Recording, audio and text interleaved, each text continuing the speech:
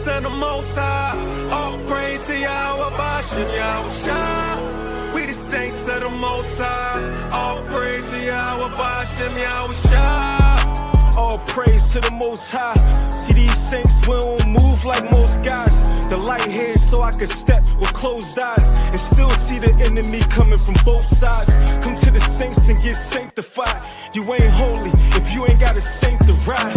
I'm a saint for death and a saint for life. So it was probably the same in my ancient life. I was a man of sin that paid the price and still owe. So I'm trying to get my wages right. This for the masses. Yahweh been kicking our asses, cause we're the children of Israel, if you ask us. We the saints and the Most High.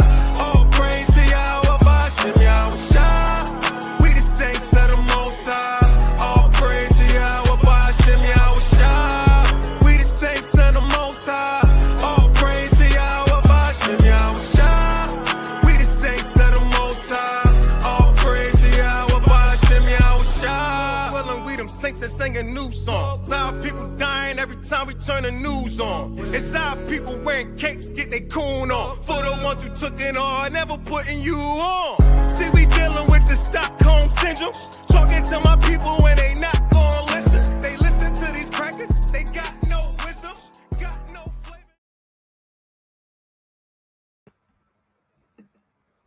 Shabbat Shalom. Let's give all praises, honor, and glory to our Father Yahweh and His only begotten Son, Hamashiach Yahweh Shai. Shalom, peace and blessings to the four corners of the earth, to all of the Akim, the Akwat Yam, the brothers and sisters scattered across the whole world. Today, we're going to do something a little different. It is the Shabbat. A lot of brothers and sisters out there are keeping the Feast of Tabernacles. They just kept the Day of Atonement. So a lot of our brethren, Akim, are out there keeping the feast as we speak right now. It's a lot going on in the world. It's a lot going on with individuals personally. So for this particular time, I would like to stop and just give a moment of silence, not only for the Most High and His only begotten Son, but for all the brothers and the sisters out there that are celebrating the feast, keeping the feast, walking with the Most High, whatever you may be going through, whatever's going on in your life, your world. Let's just give a moment of silence on this Shabbat day for the Most High and for His only begotten Son, Hamashiach Yahweh Shai.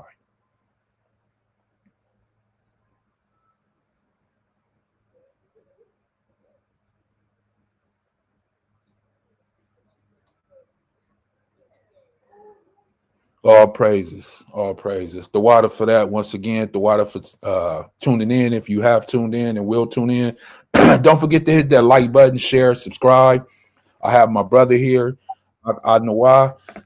Please go ahead and introduce yourself and any comments, anything that you may have to say, brother. Khan, the Water family, Shabbat Shalom. Once again, thank you for tuning in on the glorious Shabbat. Just like the Hawk said, I want to give all praise to the Most High in the name of His Son, Hamashiach Yahweh Shai.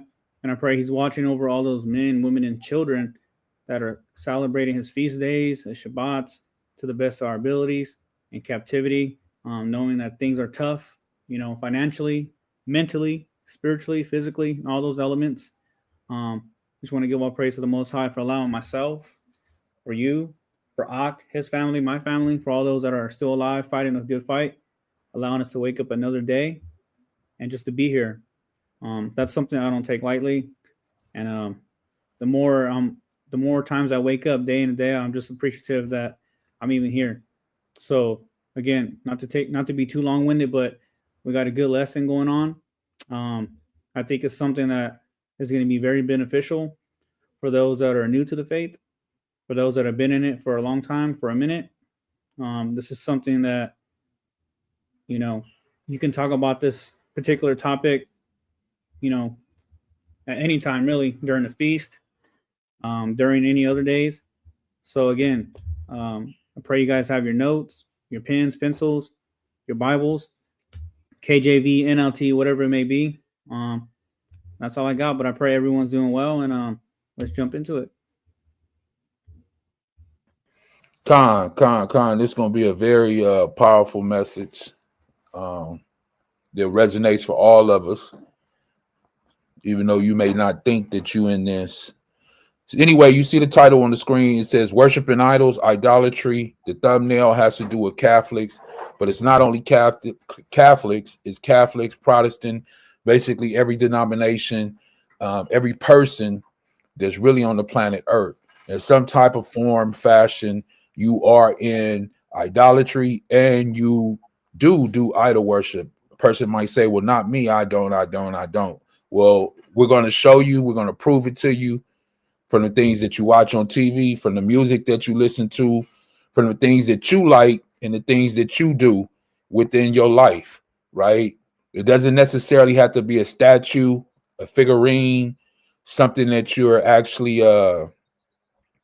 something that you actually made yourself, which that is a graven image, right? Of course, we know that that's wrong, but there are other things that can be an idol to you too. So as we dive into this, let's get the definition of what idolatry, worshiping idols.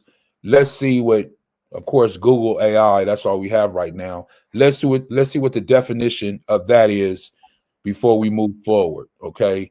So let me share my screen. Did you have anything, Ak, that you wanted to say on that?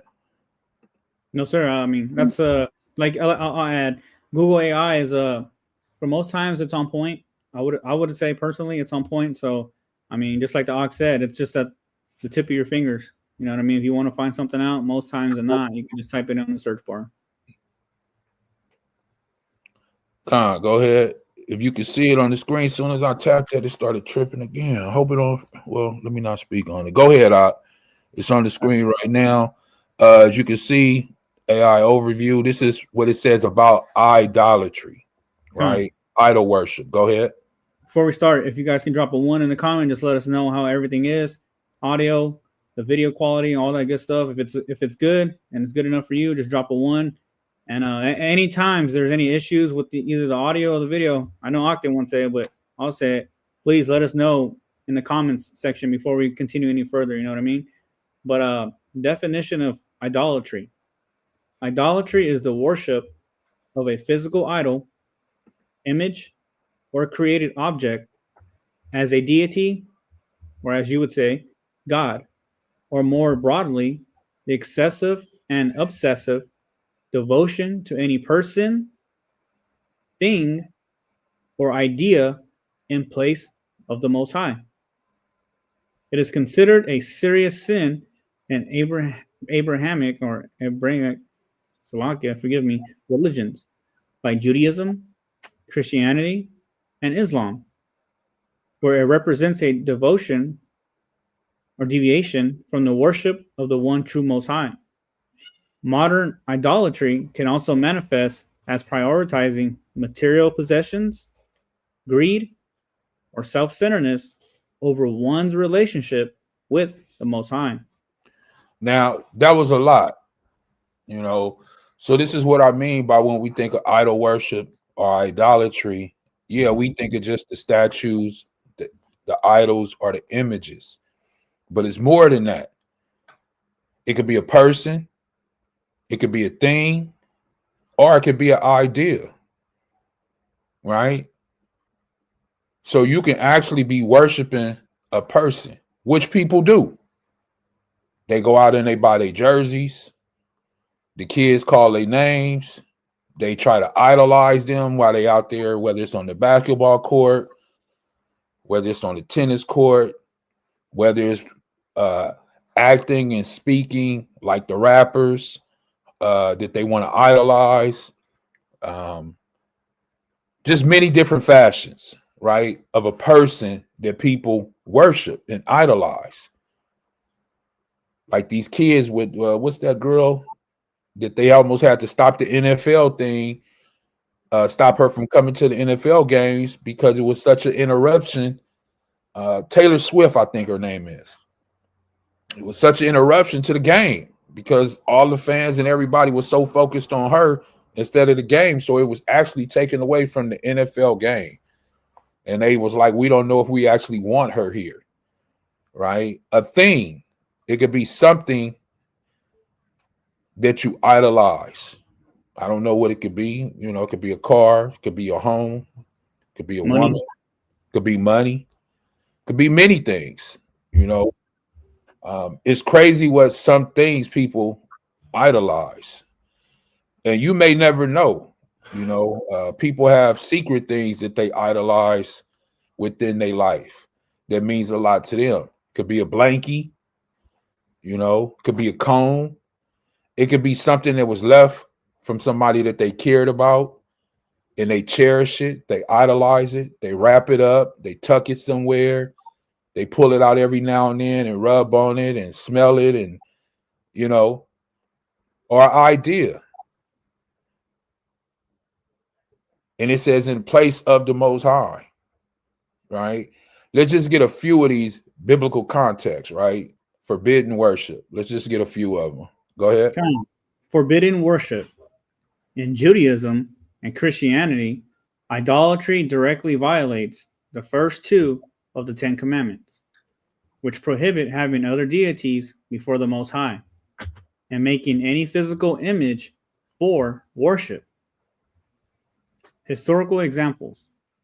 The Old Testament contains numerous examples of Israelite idolatry, such as the worship of the golden calf, and depicts it as a recurring sin that led to punishment and restoration.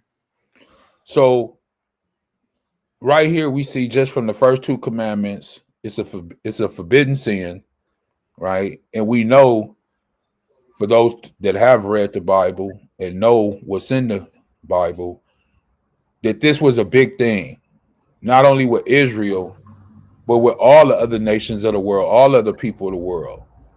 But Israel, just like today, we as a people always want to be like someone else. We never want to be ourselves, you know.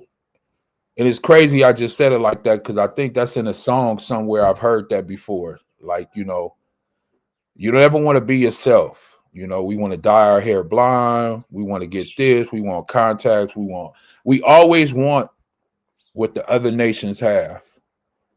And I think that stems from not having that foundation now, but maybe from the beginning. You know, why as a people, when we go into these other places, we always want to be a follower and not a leader. Always. Right? So as we see this, like I said, I'm going to stop right there. We're going to go into a few scriptures, and then I'm going to show another little video that's going to give you some more information about idolatry.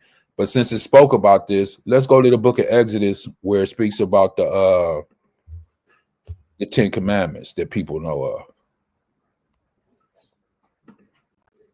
Let me stop sharing that. So we did get a 1 in the chat about the audio, that it was good. So thank you for that. And we'll be at the book of Exodus, chapter 20. You know, and I don't want to overload.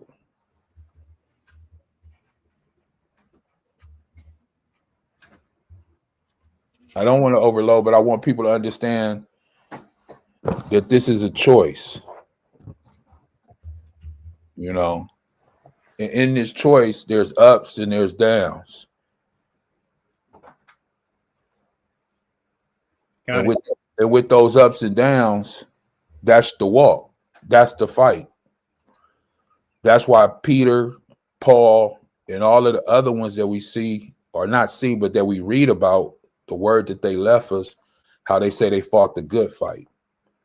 What does it mean to fight the good fight? It means to never give up. Some people give up. Throw in the towel. What's the worst thing that a boxer can do when he's boxing? What's the worst thing? Of course, get knocked out. But other than being knocked out, what's the worst thing that you could do as a boxer? Throw in the towel. You have basically said that this person has defeated me. and I don't want to go on any longer. I don't want to do it. I can't do it. I see no other way out but to go to my corner, tell the person that's my manager or whoever that guy is, listen, throw in the towel. And it's a white towel, right? Meaning you give up. And the Bible says in Matthew that we must what? Endure to the end. That's how you are to be saved, that you must endure to the end. If you don't endure to the end, then you cannot be saved. So you cannot throw in the towel. I don't care what's going on in your life or what happened. Don't throw in the towel. It's going to be all right, even if you can't see it, because I can't see it either. But it will be all right, because none of this stuff in this life is real. As long as we can continue to remember that these things in this life that we see and what things that are portrayed, it's a matrix and it is not real. Let's read Exodus chapter 20, verse 1 to, I believe, about verse 6. If I could just say one more thing. Please. Just like Ak just touched on, we won't overload with today's class, right?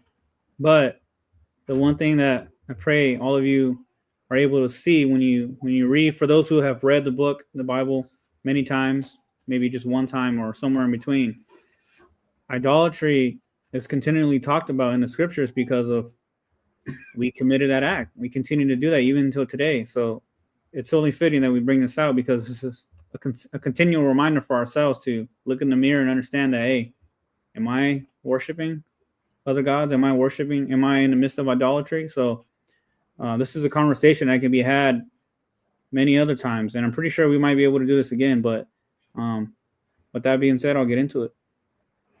Salaki, real quick, and that's why I wanted to read that what we just read prior, because when a lot of people see that idolatry or idol worship or things like that, the first thing comes to your mind was not me, because I'm not going to a statue. I'm not bowing down to no statue. I don't have any figurines in my house. I don't have any things like that, right? But as we see, it's much more than that. Like you said, money. It can even be your job. It could be your job. If you love your job and you like it and you love it and that's what you love to do and you get pleasure from it, and you know, some people, they indulge into their work, what they call it obsessive. You know, working all the hours, and they just love their job. That's been you're idolizing your job. Children, like your children, spouse. It could be a lot of things. So when people say, "Oh, that's not me," like I don't have any of that, I'm not in idolatry, you really have to look in the mirror and say, "Are you?" My whip, my car, your car. Oh man, men love they idolize their car. Look at all of the money they spend and fixing it up, and the rims and the interior and the paint job and the music, and that's idolizing. Mm-hmm. When you go to the car shows and all that stuff, like they spend all that time on a car, you know. And I seen something the other day where they was out and the guy said, "Man, I give you $300 if you can name me five chapters or 5 books in the Bible." You should have seen how many people he went through that didn't know no books, not one. Person after person after person after person. But you ask them what's the last, hit song, they know about that. So we just have to see. That's why I wanted to read that before we get into this, that it's not only those statues and figurines and the things that we know that are idols, but it could be other things within your life that you're idolizing. You could idolize your friends. Because they are living, or they do something that you want to do. Is that not why we watch TV? These rich and famous people, when they show their homes, look at TV, MTV cribs and stuff, because you want to go inside their life and see how they live and the things in their home, and you know. But anyway, let's get into this. Exodus chapter 20, verse 1. Khan, the book of Exodus, chapter 20, verse 1. Salakia, 1 second. Verse 1. And the Most High spake all these words, saying, I am Yahweh Allah, which have brought thee out of the land of Egypt, out of the house of bondage. Thou shalt have no other deities or gods before me. Verse 4. Thou shalt not make unto thee any graven image, or any likeness of anything that is in the heaven above, or that is in the earth beneath, or that is in the water under the earth. Thou shalt not bow down thyself to them, nor serve them. For I am Yahweh thy Allah, am a jealous Allah, visiting the iniquity of the fathers upon the children unto the third and fourth generation of them that hate me. So it is, Barakatah, it is on our children. When we do sin, things go on to our children, as he said, to the third and fourth generation.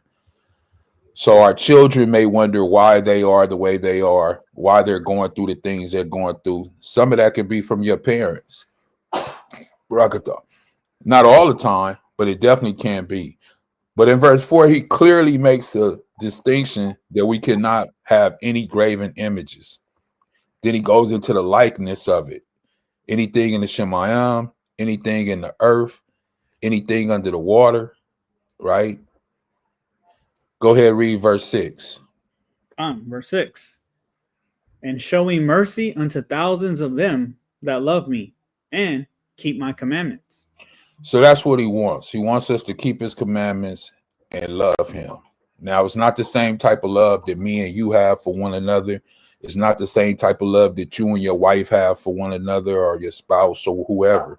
It's a total different type of love, right? And the reason I say it's a total different type of love is because we love as we see, as we hear, and as we feel. But the Most High, he loves from in the heart, because he knows your heart. He knows things about you that you don't really know about yourself. He looks at you in a total different type of way than how a person of a human form would look at you. We know this all throughout the Bible, that he told, for example, Samuel, when he went to Jesse, the Most High told Samuel what? Don't look at their statue. Don't look at how tall they are. Don't look at how broad their shoulders they are, how big they are, how strong they are. Don't look at that, right? He was looking at the heart.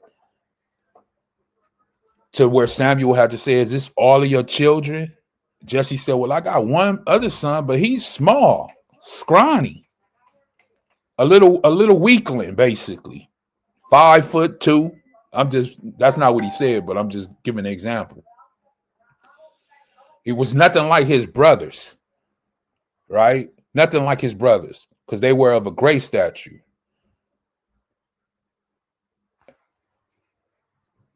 Samuel said, bring him in.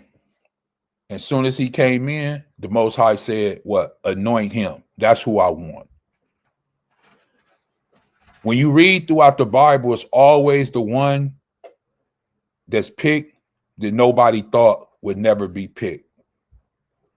The scrawny one, the one who was cast off, the one that nobody wanted. Look at Jephthah, right? His own family cast him out. But when Israel got in trouble, who did they have to come to? They had to come to him. So it's not always, like I say, what you think, what you see with your eyes, or what you hear from your ears. I'm so glad that the Most High doesn't judge us like human people judge one another. Otherwise, we would all be messed up. Because we know people change and flip just like that. They'll tell you they love you today, boy, and cuss you out like a dog tomorrow. But anyway, The focus is don't have no other deities or gods before me. Don't have any graven images, right? And we see here, we know that Israel did this. Let's go to it real quick. Exodus chapter 32. And you can start at verse 6. And I'm just giving background for those who already know this, all praises. But if you don't, this is why I'm showing this, so we can see that this is exactly what Israel did after they just got commanded not to do something. This wasn't a long period of time, right? Come. Book of Exodus, chapter 32, verse 6. And they rose up early on the morrow and offered burnt offerings and brought peace offerings. And the people sat down to eat and to drink and rose up to play. And that word play, we went over that. I've spoke on that, means to what? Rebel, right? They went against the Most High. They went astray. If you think I'm lying, let me click on it real quick. Because I always, wanted to know personally, me, myself, why did they use the word play? And this is what it is: to laugh, mock, play, right? To jest. So they were mocking the Most High. To laugh outright. After they just got the commandments, this is what they did. They rose up early in the morning, give burnt offerings, and sit down and eat and drink, and rose up to what? Mock the Most High. Laugh at the Most High. Go ahead. Verse 7. And Yahweh said unto Moses, Go, get thee down, for thy people, which thou broughtest out of the land of Egypt, have corrupted themselves. How did they corrupt themselves? How? Go ahead. Verse 8. They have turned aside quickly out of the way which I commanded them.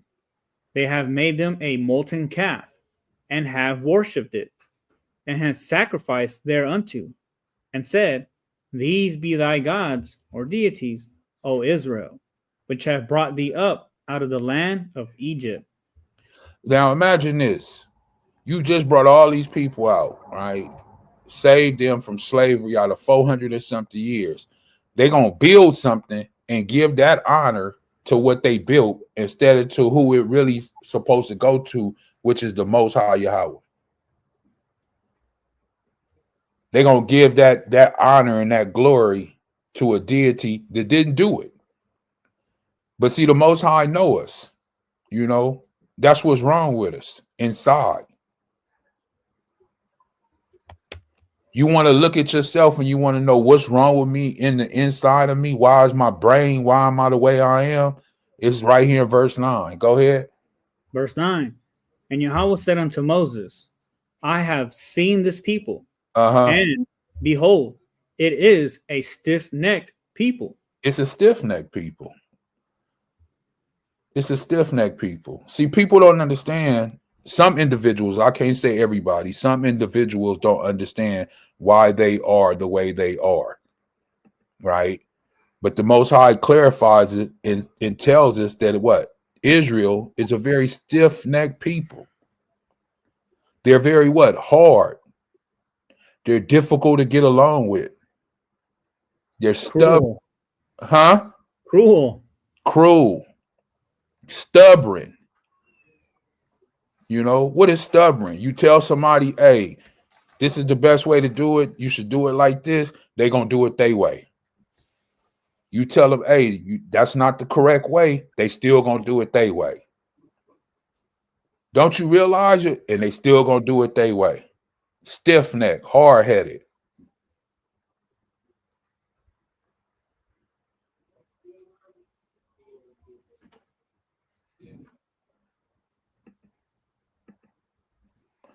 So when we see this, they made a molten calf.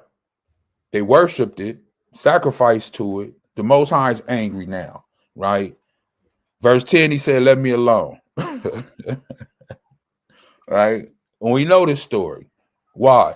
The children of Israel made a golden calf and gave their honor and glory to this golden calf that Aaron made with his own hands. Let's go to another one real quick. Leviticus chapter 18. Then I'm gonna get ready to show this video before we go to Solomon.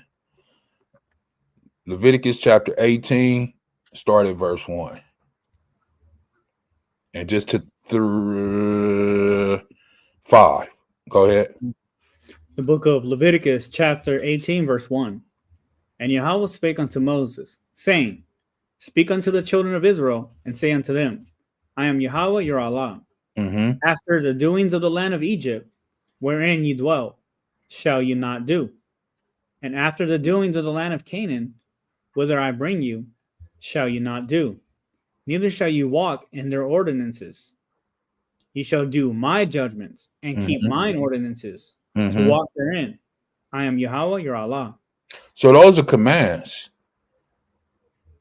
Those are commands. We're not to do after what? Egypt.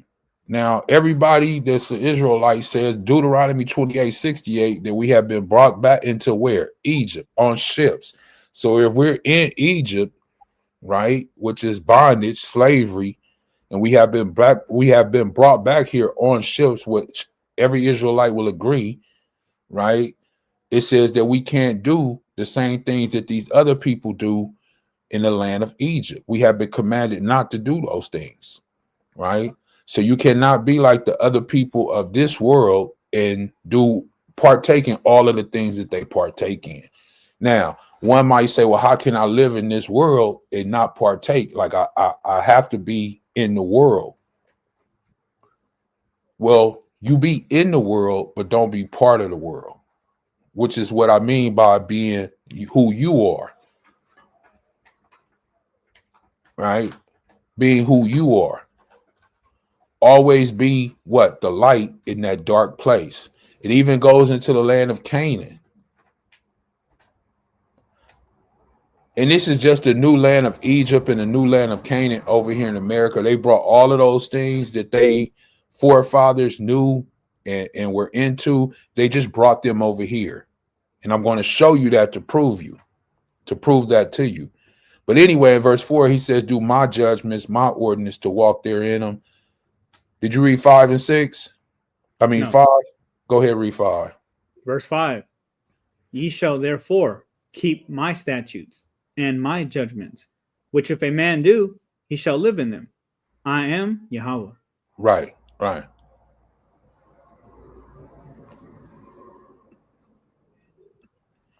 If you keep his statutes and his judgments, if a man do, he shall live in them. What does that mean, that he shall live in them?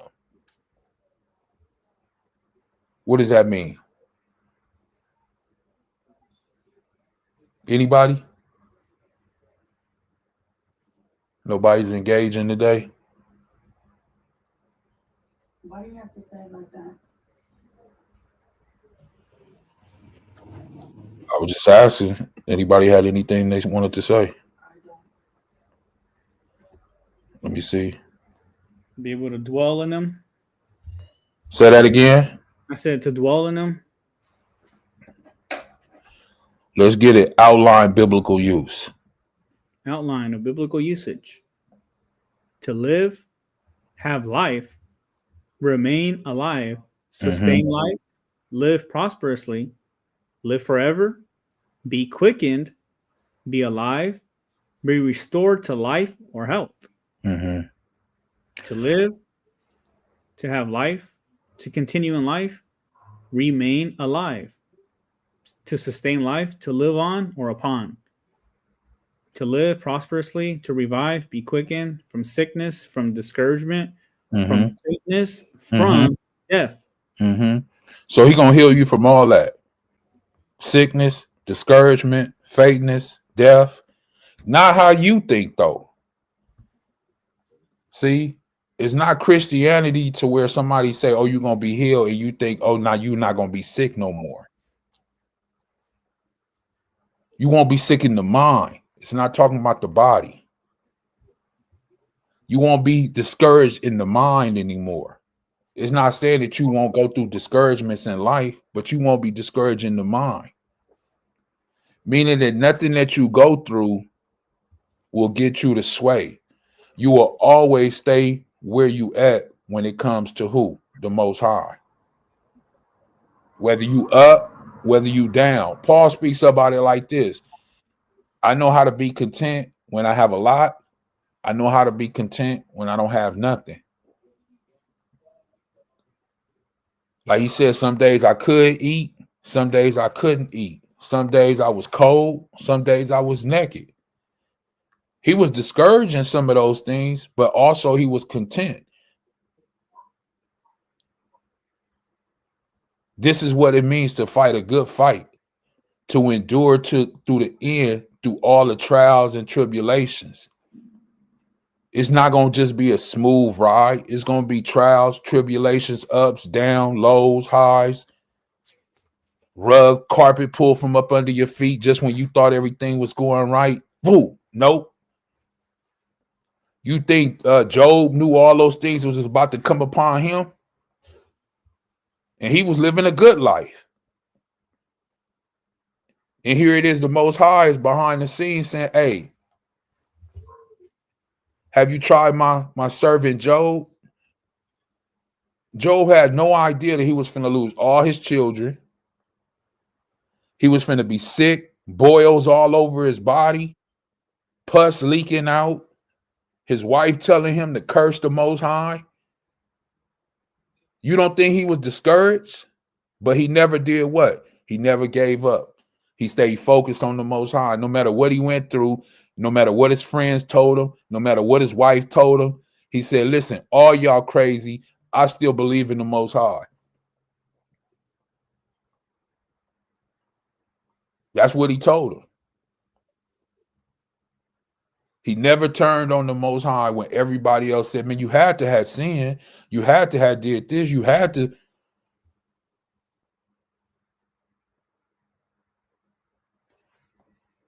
Preserve life, live life, to give life, to restore to life, to cause to grow. So all these things is embodied. You didn't even get to the basically that's what it means, right? To live, as it says right here. Give you real life. This is real life. But you have to do what? Keep his statutes and his judgments, which if a man do, he shall live in them. That's what it means. So what are we speaking about? We're speaking about this idolatry that we're commanded not to be into, right? And as before we go into the wisdom of Solomon, I want to show this quick video to get some understanding of, let me share this, to get some understanding of this idolatry, right? So we're going to be going, I'm going to show this video real quick, and then we'll go from there. Now, make sure, please, that you pay close attention and listen, because he's saying a lot of things. He's saying a lot of things, and it's very true, of course, but it's a great deal of information that's going to be throughout within a couple minutes. So please open your ears to hear what he's saying. And this is why I say those people have just brought their traditions and their deities and their gods over here. It's the same thing. It's just happening here in America now. Here we go. I'm going to share this. And just like I say, please pay close attention and listen. Of all the many gods in the Canaanite religions, Baal was the chief of all. When the Greeks adopted Baal worship into their religion, they later referred to him as Zeus.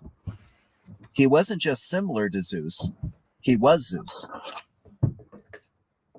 He could even be worshipped through a golden calf image because a bull calf was Baal's accomplice. In the worship of Baal, rituals that attributed to fertility were events where people were to sacrifice their sperm or receive sperm through temple prostitutes to be granted fertility for not just their family, but also for their livestock and crops. Although Baal was commonly sculpted as a handsome man to represent the male aspect of Baal, Baal's wife, Ashtoreth, was sculpted as a beautiful woman to represent the female aspect of Baal too. Thus, it was believed that the deity as a whole was both genders. In the Bible, she's called Ashtoreth. In Mesopotamia, she's called Ishtar. When she went into the Greek land, she was called Aphrodite, and then Venus. She is all over, and she's mentioned specifically there. Now, in the Canaanite mythology, Salakia, now you heard what the man said. When she went into the Greek culture, she was called one thing. When she went into another culture, she was called Venus. So it's the same deity. It's the same God that they worship, just different people call it different names. That's it. It's the same thing, though. So listen closely to what he's saying. It's the same deity, same God, just a different name for different people. That's it. she's actually the wife of Baal. So Baal has a wife. Okay, she is the goddess of sexuality, of sexual immorality. She's the goddess. She's actually called a prostitute. She's the goddess who her temples were filled with sexuality. All it was made it public. And Sid even goes further. She had a priesthood. Her priests, listen to this, in her temples were men who dressed up as women. Also, they were involved in same-sex sexuality. We see that explosion as well. Also, it says, remember, she says she turns men into women, transitions them, and women into men. Her priests, many of her priests were actually surgically altered. She caused them to be surgically altered. I never knew that. Yes. I thought that was just something of our gender. Well, we do it more sophisticated. Now you see all the Edomites, they look like they're shocked. All the Edomites is like, what? What is this true? This is not new? No. This has been going on since ancient times. This is something evil, wicked, that comes from those deities. It's the same thing today. This is why you have transgender. This is why you have lesbians. This is why you have homosexuals. This is why you have these type of people. Just like you murder, rape, there's nothing new under the sun. Now, you may have not known that they were called priests back then, but this was who? Baal's priest and his wife's priest. So basically, this is Satan's priest. Of course, he would want to switch what? Their genders and make a man want to become a woman and make a woman want to become a man. Why? Because it goes against the Most High and it causes what? Confusion. Let's keep going. You got something you want to add, Ak, or are you going? No, actually, let's keep going. Let's keep going. With these things in mind, Baal could be depicted as anything imaginable and worshipped through sexual immorality and bestiality. The truth is, though, he is not a god, but some argue that Baal could be short for Beelzebub, whom Jesus referred to as the ruler of the demons. That could be true, as that matches Baal's description. Baal is an attaching spirit that causes all to worship other things besides Jesus. Gods were all over, all over the ancient world. And the Bible says that behind the gods in the Hebrew scripture says was something called the Shedim. Shedim are spirits. In the New Testament, Paul says behind the gods are these beings called the daimonia. We get the word demon from it. So these are spirits. These are not just figments of people's imagination. That's what we have been witnessing. And now the first god, or the first principality, the one who always begins it, his name actually means the possessor. In the book, I call him the possessor. In the Bible, it says Baal. Baal means the possessor. Yeah, we call him as Baal. Baal, he is the possessor. Now, that's a great thing to know.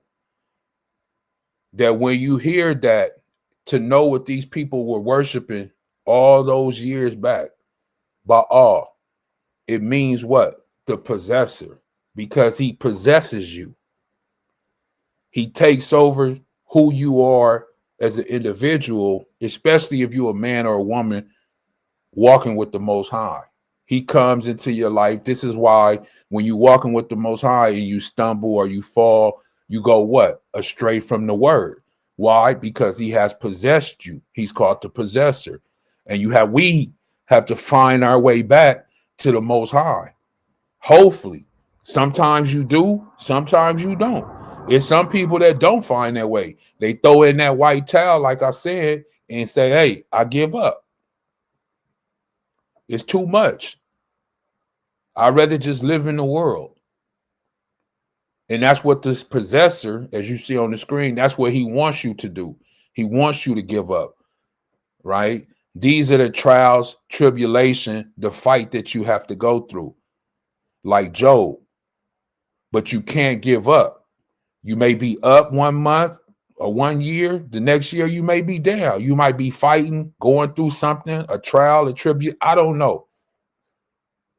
But in Proverbs 3, 5, and 6, it says, acknowledge him in all your ways. So whatever you're going through or whatever's happening in your life, trials, tribulations, still acknowledge the Most High.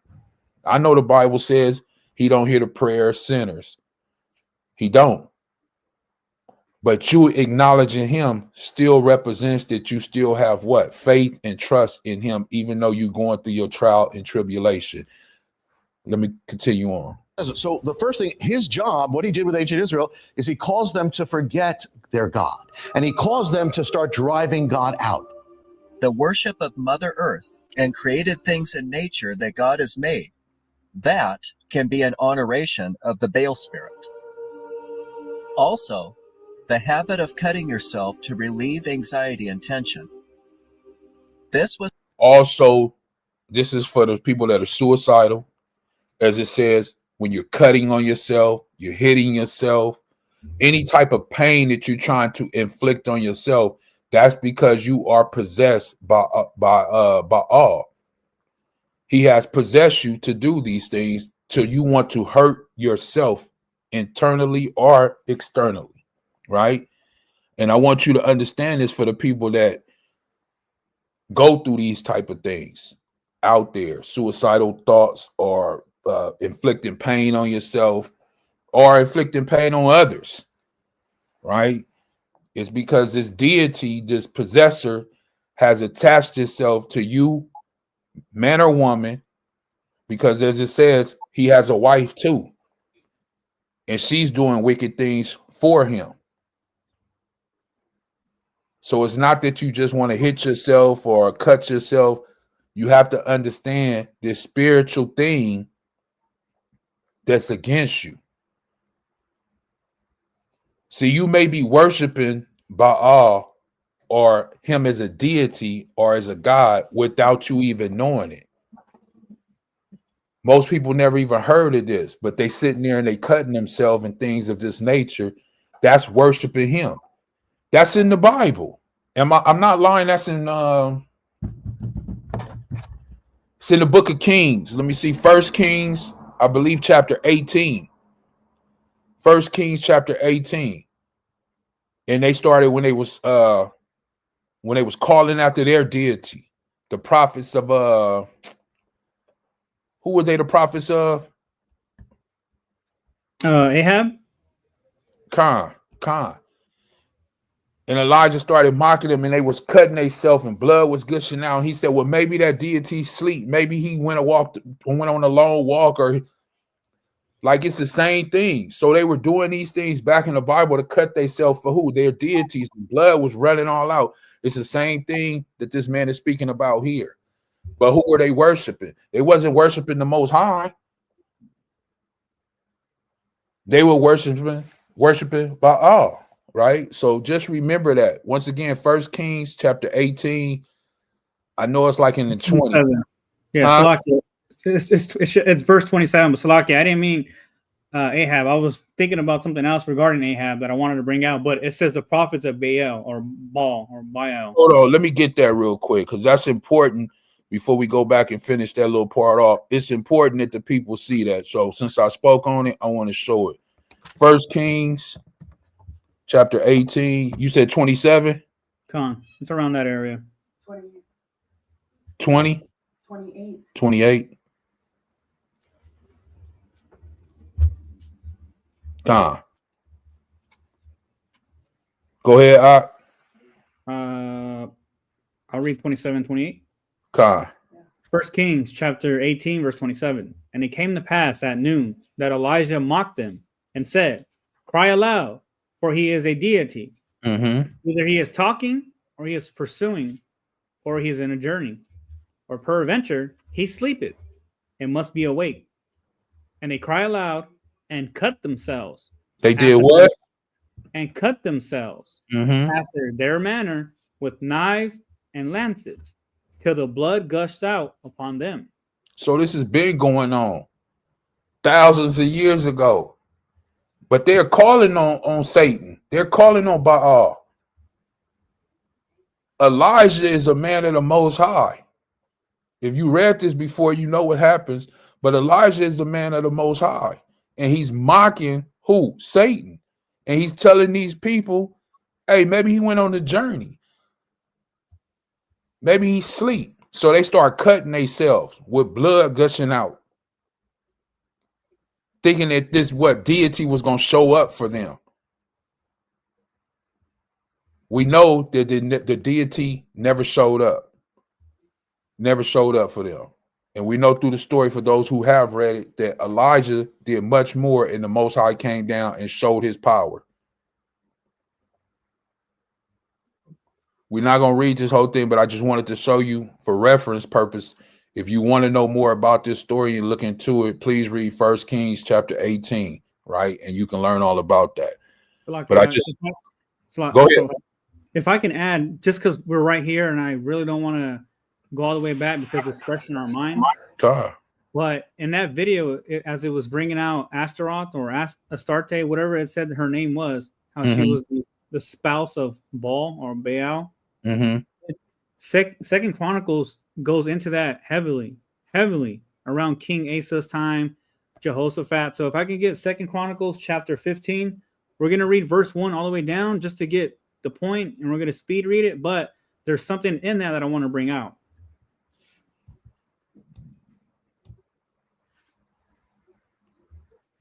There's something in verse 15 that's going to actually, verse 15, 16 are going to resonate with exactly this video is bringing out. Second Chronicles chapter 15, verse 15. No, Slaka, can we jump up to,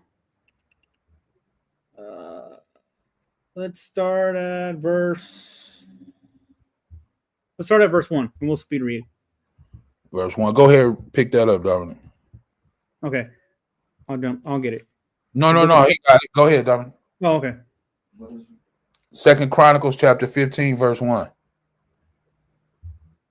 So for those that don't know, King Asa was a king of Israel at one point in time, king of the southern kingdom. And this is going to go into the chronicling a little bit of his journey here on earth and what it was as a king and what he did during his time, right? The good and the bad. Unfortunately, there was a little bit of a downfall towards the end. Second Chronicles chapter 15, verse 1, right out? Yes. We're going to read all the way down. Verse 1, yep. And the Spirit of the Most High came upon Azariah, the son of Oded. And he went out to meet Asa and said unto him, Hear ye me, Asa, and all Judah and Benjamin. Yahweh is with you while ye be with him. And if ye seek him, he will be found of you. But if ye forsake him, he will forsake you. So just like we read a little while ago, if you seek the Most High, you'll be able to find him. But if you forsake him, on the flip side, he's going to forsake you, right? Go ahead. Now for a long season, Israel hath been without the true Most High, and without a teaching priest, and without law. But when they in their trouble did turn unto Yahweh, the Most High of Israel, and sought him, he was found of them. And in those times there was no peace to him that went out, nor to him that came in, but great vexations were upon all the inhabitants of the countries. Go ahead. And nation was destroyed of nation, city of city. For the Most High did vex them with all adversity. Be ye strong therefore, and let not your hands be weak, for your work shall be rewarded. We got through all that. Now this is kind of where I want to zone in at and kind of get to the point. Go ahead.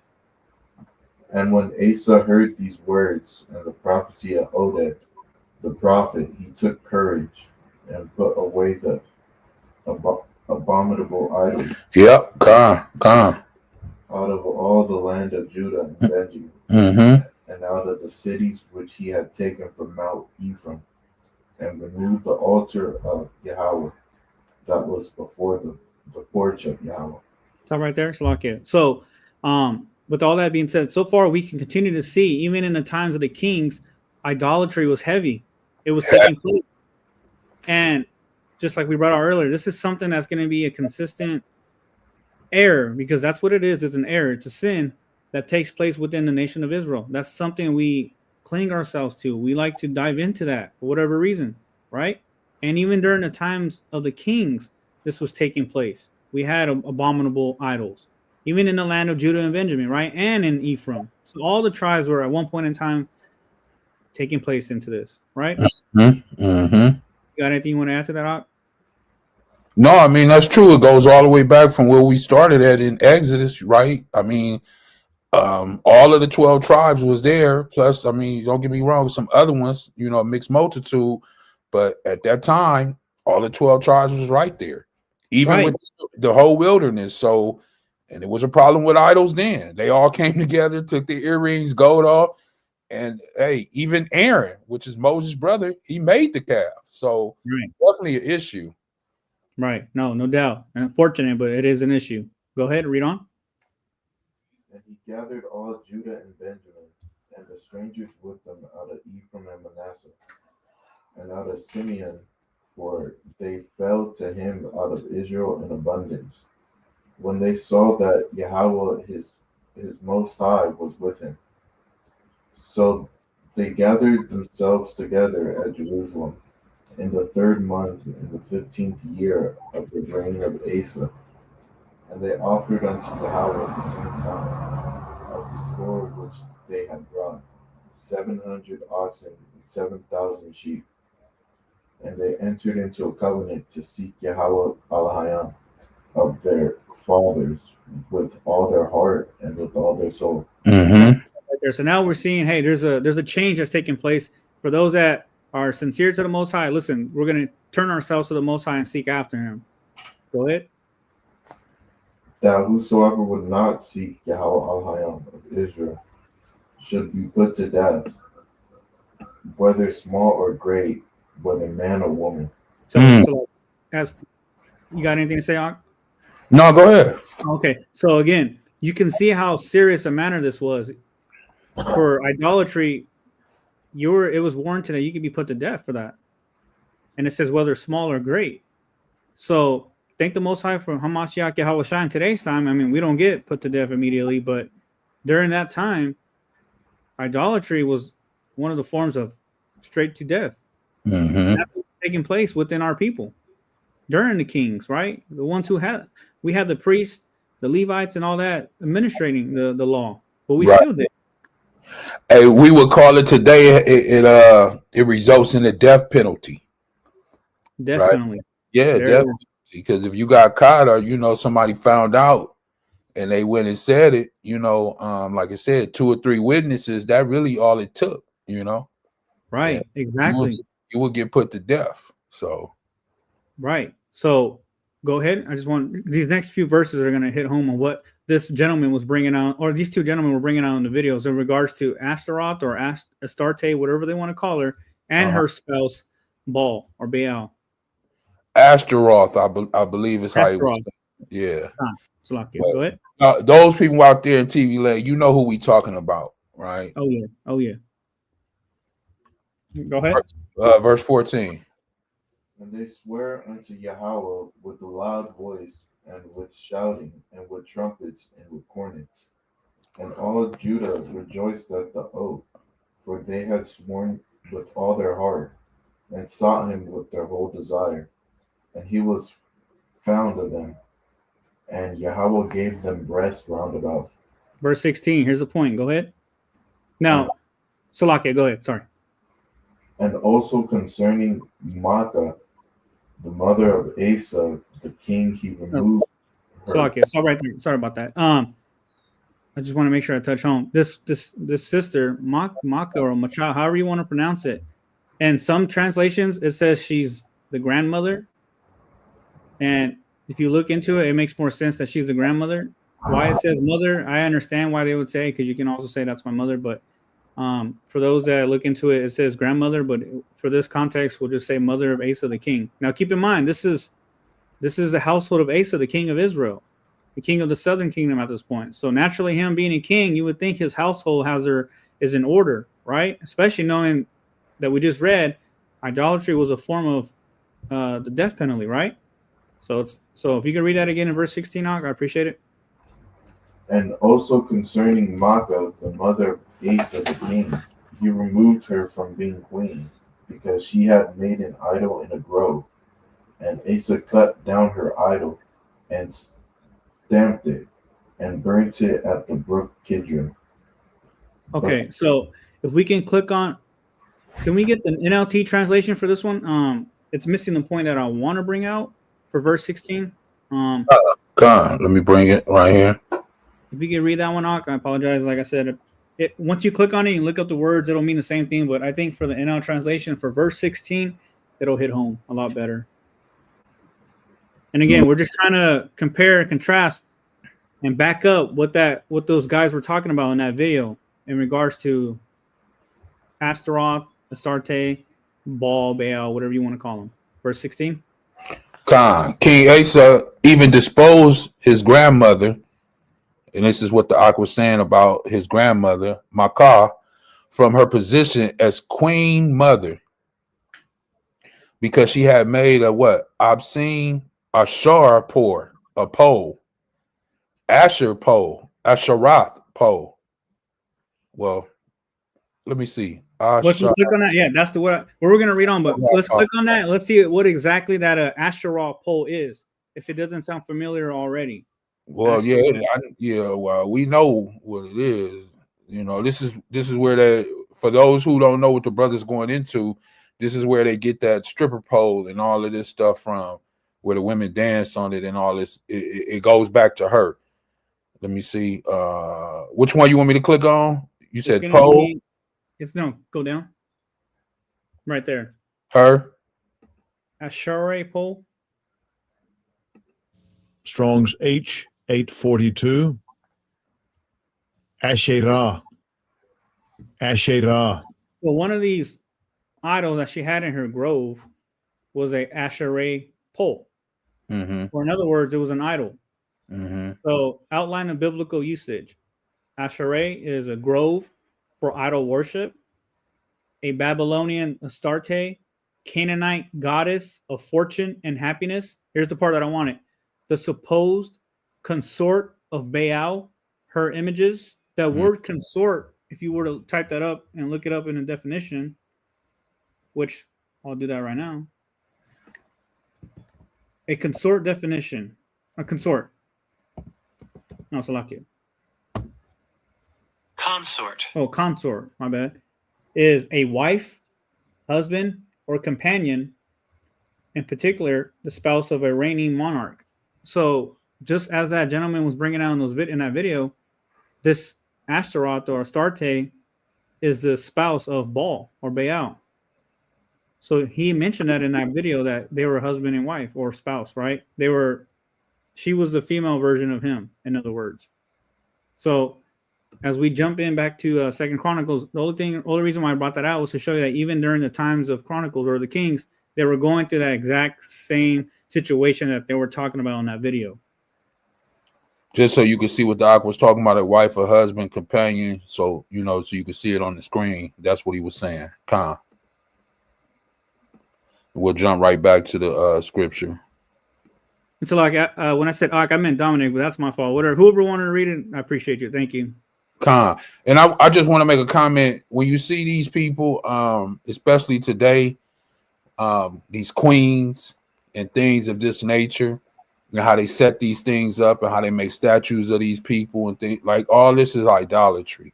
All this goes back to idol worshiping, right? Even women today, where they call themselves goddesses and like all this stuff goes back to idolatry. Our women didn't call themselves goddesses and all it. No, they didn't do this thing. This is from other nations of people. So when you see things like this, and women say things of this nature, like, oh, I'm a goddess. And this is the spirit that they have on them from her. This is the exact spirit, right? And as he said in verse 3, it says trees or poles set up near what? The altar. What were they doing on the poles? But go ahead, Op. Yeah, that's a good question. Like, I didn't even dive into that part of it to even pay attention to it, to be honest. And you know, I know there's children probably watching this video, but for those adults who are able to put that together, just to even have a pole within sight and what we know what they do today, like if there's a correlation, man, that's crazy.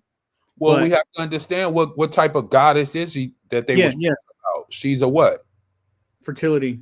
She's the fertility goddess. If you look up those images, you can see why. I know there's children watching, but for Right. those that have that ability, if you look that up, you can see what it is exactly Octa's brought out.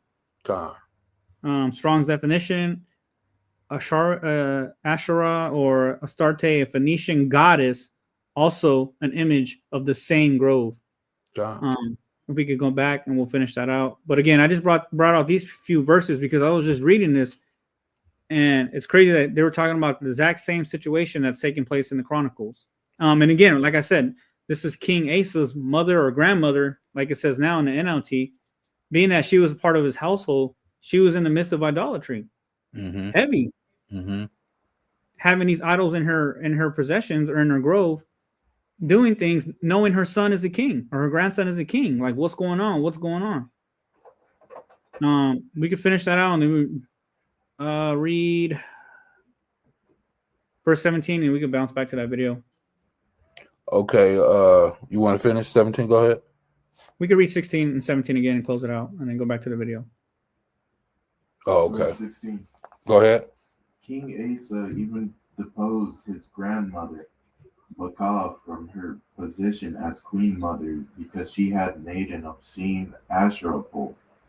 He cut down her obscene pole, broke it up, and burned it in the Kidron Valley. Although the pagan shrines were not removed from Israel, Asa's heart remained completely faithful throughout his life. Right. So you can see, even after they took care of that situation, there were still pagan shrines within the nation of Israel. Not all of them were removed. So that idolatry is clinging on to the nation heavy. Even after they got rid of the situation, it is, which is why we're here today, bringing this out. And you can see how many it was, probably. You know what I mean? Yeah. How many of it was, yeah. That's so crazy. Go ahead, Op. No, just like you said, that it just shows you how many there were. Like for them not to have a complete control of it it's a shame, really. Knowing that you're playing with death at that point, right? Because we saw what it said in the earlier verses that this was worthy of punishment, whether it be small or great. So we have a lot of men, women that were toying with death, disobeying the Most High. And again, so we just brought that out to kind of correlate with what they were saying in that video. Before we forget the point, right? Because we still have a little bit more to go, but I just wanted to bring that out. Yeah. And that opened it wide open. You know, it opened it wide up. So everything that he brought out, everything that was stated, now when we go back and we press play, you can kind of understand even a little more in depth how far this stuff goes back and how deep embedded it is. You know, you just think this way, you feel this way, you just, you know, it's not something new. Remember what we read: to your children, their children, and to the third and fourth generation.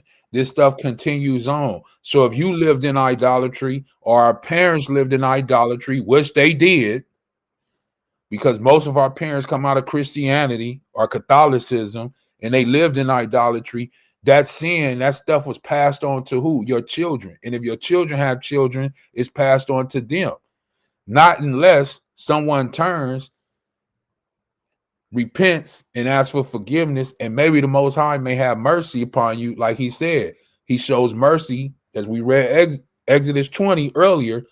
He shows mercy to who? Thousands of them that who? Love him, right? So he can show mercy. I'm gonna press play now. That can be an honoration of the Baal spirit. Also, the habit of cutting yourself to relieve anxiety and tension. This was a practice that the priests of Baal and the people used to interact with Baal, to connect with him concerning an anguished matter, or just to get his attention.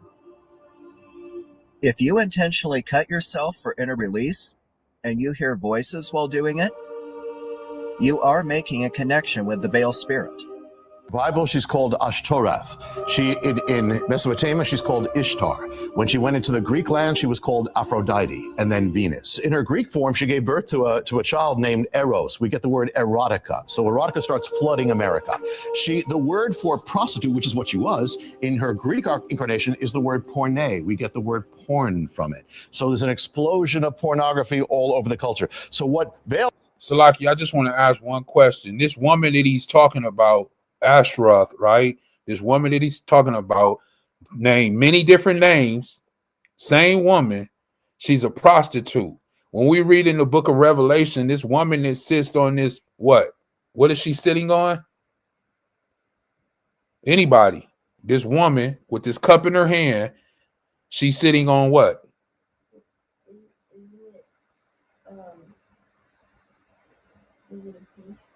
A beast? Anybody else? Anybody? Okay. Was it like the three-headed beast? She's sitting on a beast. What does she have? She has a cup full of what? Wine full of what? Abominations. What's written on her?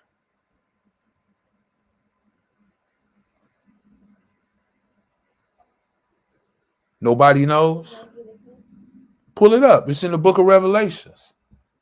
I want you to let me see you do some quick, because I want people to know who this woman is. It speaks about in the book of Revelation. The same woman that's speaking about in the book of Revelation is the same woman he's speaking about. It's the same woman that's spoken about all throughout the Bible. It's the same woman that the Ark just brought up in 2 Chronicles, right? Before we do that, let's show it. I want her to give it to me. Revelation, and then we'll go there real quick and pull this up. Revelation, hold on, because I was in the NLT. Where are you at? Revelation what? 17, right? You said 17 and what? 4. Okay. Okay, no, we read 4. Go ahead. You read it from the top. Let me hear you so the people can hear you. So speak up. Go ahead. No, from 4 and 5.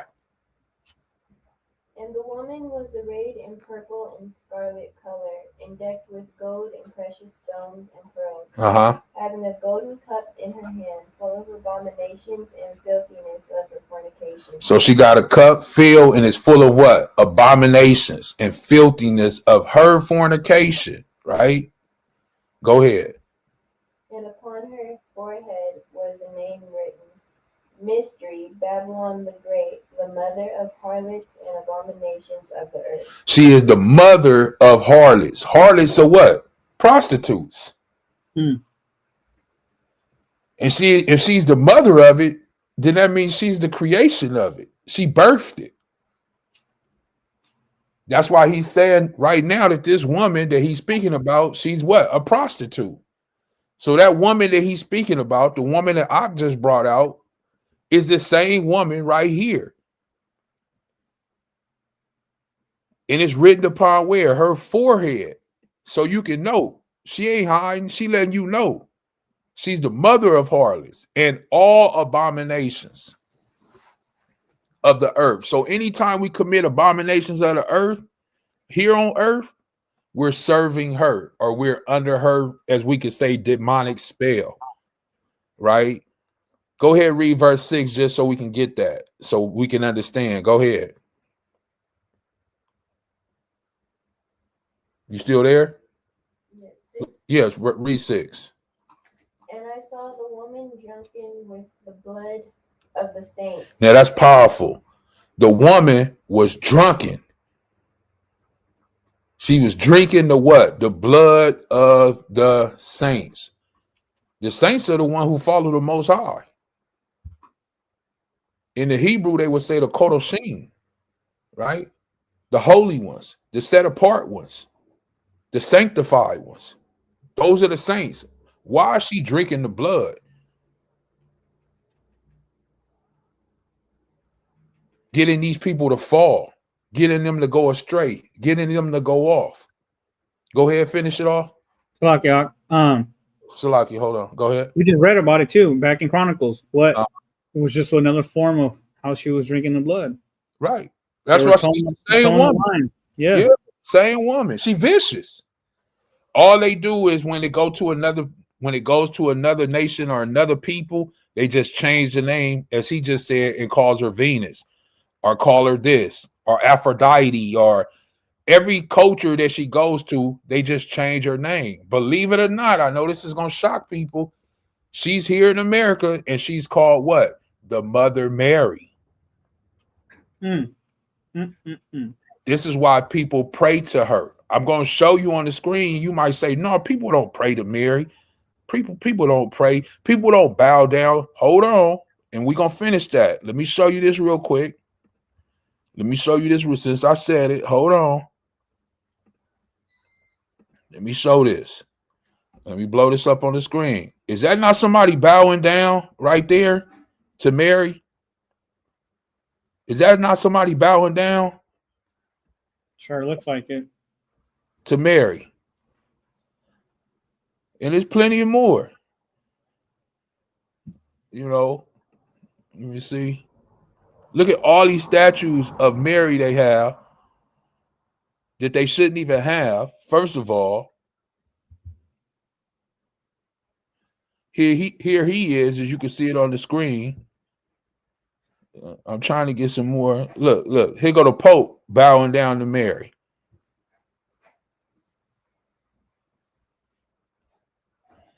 A whole lot of abominations going on. A whole lot, you know, a whole lot. I was trying to see if we can get a good, a good big one, but you know that when we be trying to get into it. Oh, look at this one right here. Look at this one. Now here, look at all of these statues of idols. They got a statue, a porcelain statue, look like of a baby white Jesus, and the Pope. I think I can't even say if that's the Pope, but a Catholic or whatever he is, he bowing down to this statue, kissing it. Which we just read earlier in Exodus chapter 20, that you're not supposed to bow down to any graven image, and this is a graven image. So that goes directly against the word of the Most High. So how can this man be a man of the Most High when he's bowing down, kissing this graven image, right? So I just wanted to show that as she was reading Revelations chapter 17, verse 6, I believe she was at the last one. Let me see. Yeah, go ahead, read that from the top again, all the way through verse 6.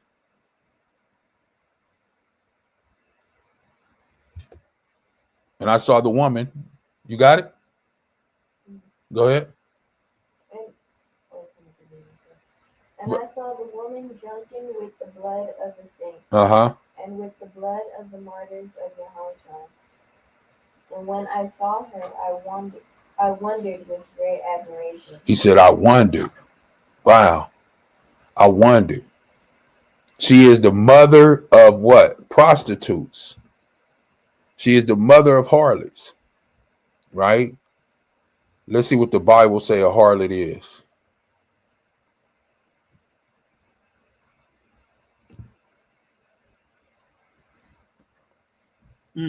It says, go ahead, you can read it out.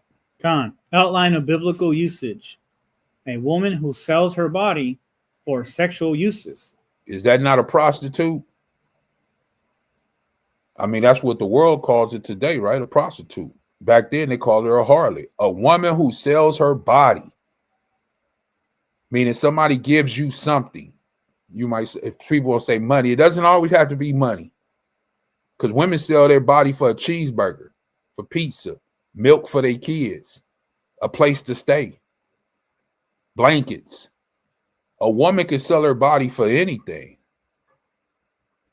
But if you position or proposition someone for a sexual act, for someone to have some type of pleasure off of looking at you in your body, then you are a prostitute. You are a whore.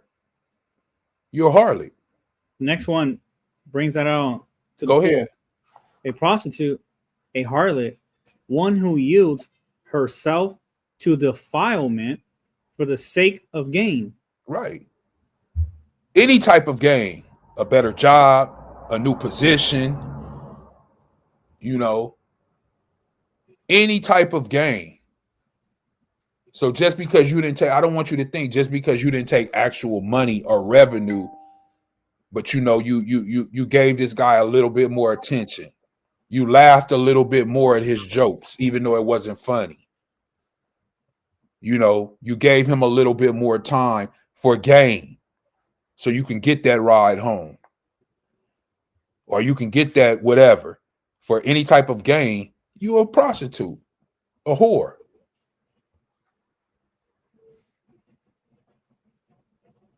Go ahead. I want to get to this last one. Go ahead. Any woman indulging in unlawful sexual intercourse, whether for gain or for lust. Mm-hmm. Metoff or metoff, an idolatress. Yeah, metaphor. Go ahead. An idolatress. And a what? An idolatress. Bet you ain't never heard that one. You heard of idolatry and idol, but what about idolatress? Never heard that one. That woman that's a prostitute is being what? Idolized. She's being propped up on the corner, on a website, on these little things that you get on and pull up on these, what they call them, social media platforms. All those women that take pictures and put themselves up in videos and all. She is an idolatress, and she's what? A harlot and a prostitute. She may not know it, she may not realize it, but any woman that portrays herself like that, going and taking them selfies and pucking up your lips and making sure you're a whore. You're a whore. You have that whore spirit. Go ahead. And just like how you brought it out earlier, in regards to the NFL, when it comes to what's her name, Taylor Swift. And for those of our sisters here in Israel who flock to Beyonce, who promotes the same stuff, right? Jeans, images of herself, and our people jump to it. And unfortunately, by her not knowing or understanding what she's doing, she's helping groom the next set of idolatresses, or however you want to pronounce that. So it's a continual thing that takes place, unfortunately, within the nation. Go ahead. Go ahead. One of Babylon, i.e., Rome, the chief seat of idolatry. So this all comes from what? Babylon, Rome, right? The Greeks, all these different type of people. All this stuff comes from them. Idolater, harlot, a whore. So we have to understand and remember this woman is being spoken about even in Revelation, right? Even that this man is speaking about that we're trying to get through all the way back from the beginning of the Bible. It's the same woman, just like it's the same man, right? But all different names. We call them Hasatan, Satan. You know, many people got a lot of different names for him, but it's the same individual. Let me see if we can get to this last little part, and then we'll pull out a few more scriptures, and we'll go ahead and wrap it up for the day. Let me share this. You ready, Ot? Come on. Does in one sense, she's repaganized, she's overturning biblical. Erotica starts flooding America. The word for prostitute, which is what she was, in her Greek incarnation is the word porne. We get the word porn from it. So there's an explosion of pornography all over the culture. So now we understand where they get the word porn from. Porneia comes from her. That's why that's why it's an explosion of porn all over the world. To where? Infect our children, infect the people, to get them to get into a state of what? Lust. You get the people to get in the state of lust, you get them to go away from who? The Most High. Baal does, in one sense, she's repaganized, she's overturning biblical standards of sexuality and marriage, and she is paganizing our culture through sexuality and through possessing it. And she's also the goddess of spells and witchcraft. So she casts her spell on America, and we are still in it to this day. An upstate woman faces buggery charges after sheriff's deputies say she videotaped herself having sex with a dog. Shocking crime in a Tampa neighborhood where police arrested a man who they say was having sex with a pit bull. Several people witnessed what was happening yesterday in the yard of a home on North Mark Street. South Australian police are monitoring a father and daughter who've revealed they are a couple and have a child together. John and Jenny Deeves were reunited 30 years after Mr. Deeves separated from Jenny's mother. They told 60 Minutes they fell in love and now have a daughter together. The couple said they knew it was wrong, but emotions took over. When you were a kid, name something you used as a partner to practice kissing. Yeah. Sister.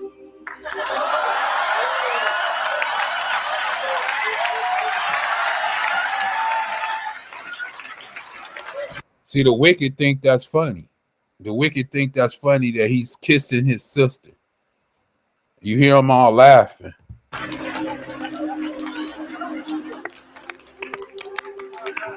Yeah, Big Jeff. His sister.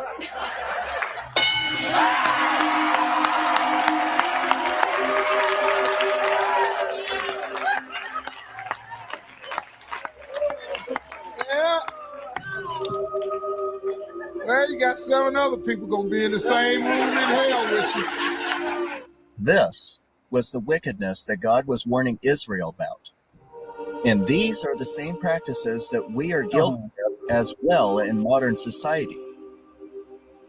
We have changed the meaning of a woman in the dictionary to mean the gender idea of one who identifies their own self to be a woman. Well, this is one of the problems with this left-wing gender ideology, is that no one who espouses it can even tell you what these words mean. It's like, what is a woman? What do you define a woman as? An adult human female.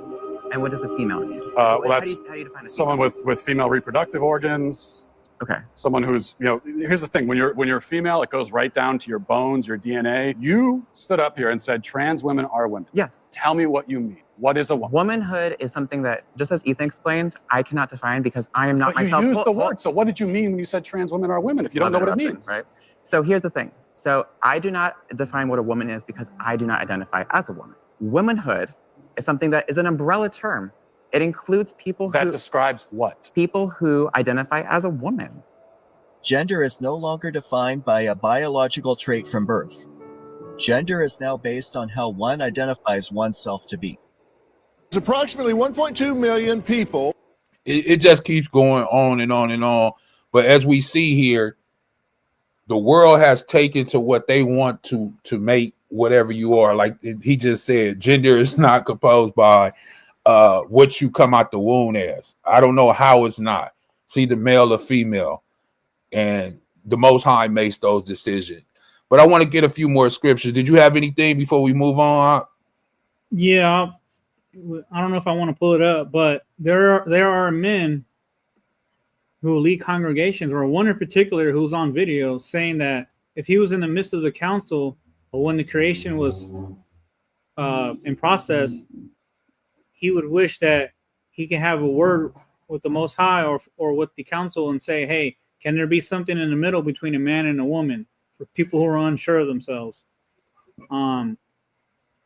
Yeah, this brother, he's a very popular pastor, I guess you can call him, a so-called leader who preaches these things in the church and is obviously leading people astray. He follows along the lines of that ideology that we just watched.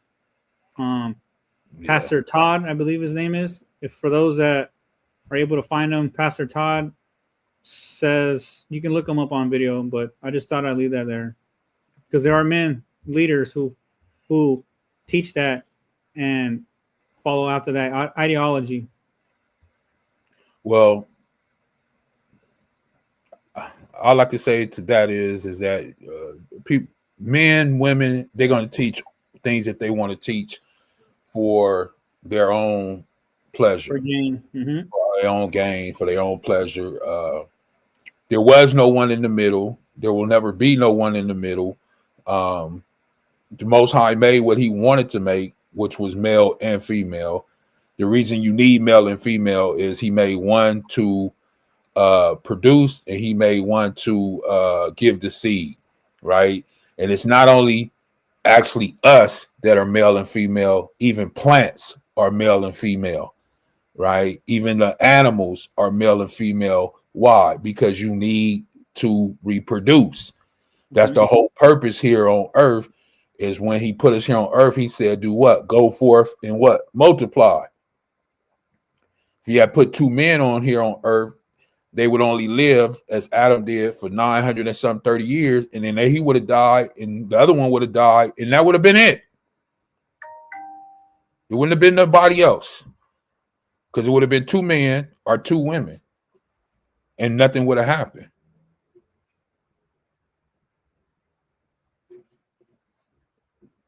So when you come across people like that, or people that, you know, don't fall for those snares and those traps, especially when it has to do with the Most High, right?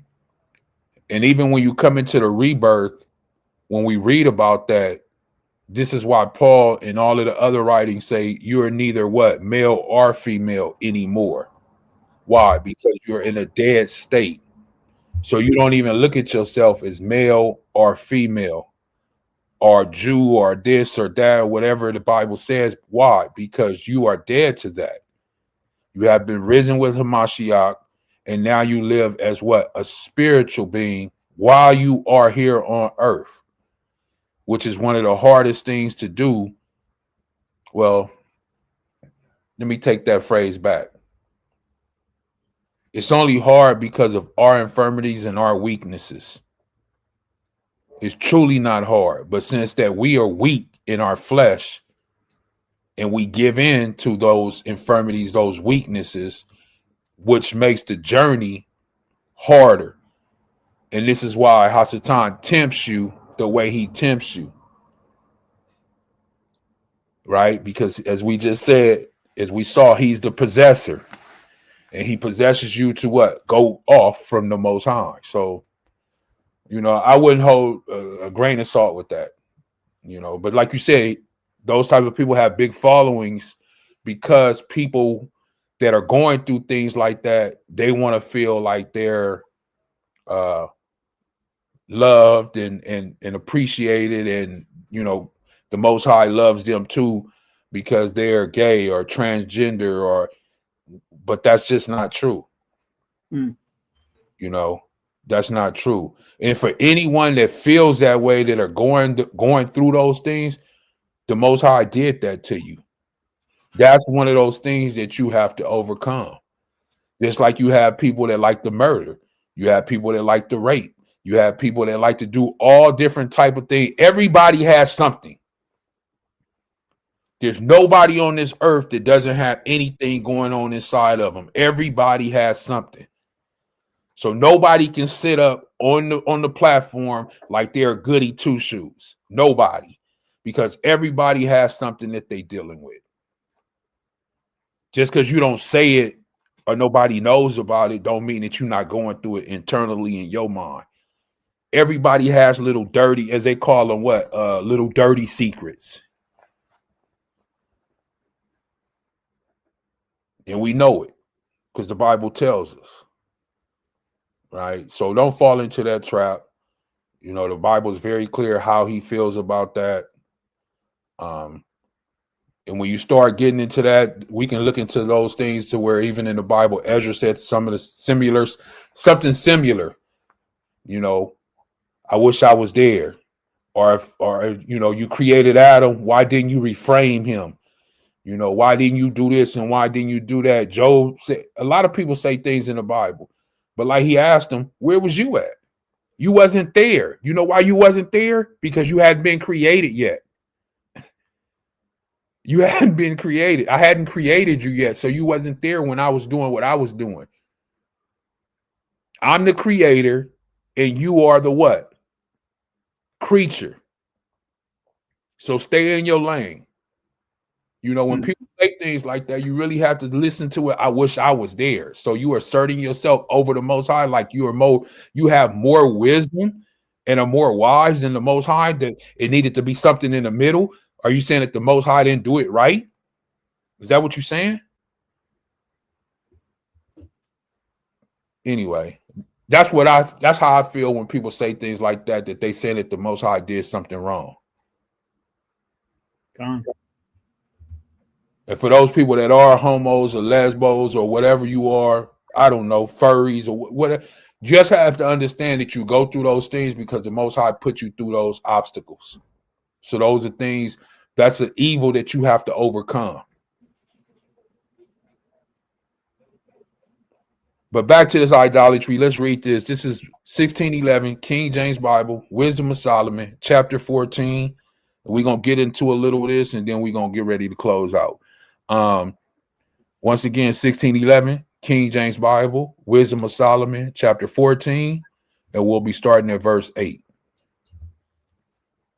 The book of Wisdom of Solomon, chapter 14, verse 8. For that which is made with hands is cursed, as well it as he that made it. He, because he made it, and it, because being corruptible, it was called a deity or God. See, people don't really understand the depths of things. Yeah, you go out and purchase an idol from a store or, you know, a boutique, but you don't understand, and you purchasing that and having it with you and in your home, you are a cursed person now, a cursed person.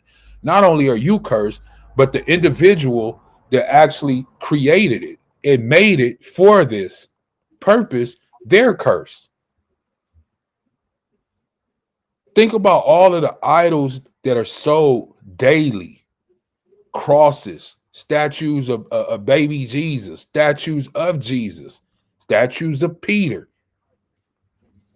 All of these things that are sold, that are made by men and women, them people that are making these things are cursed.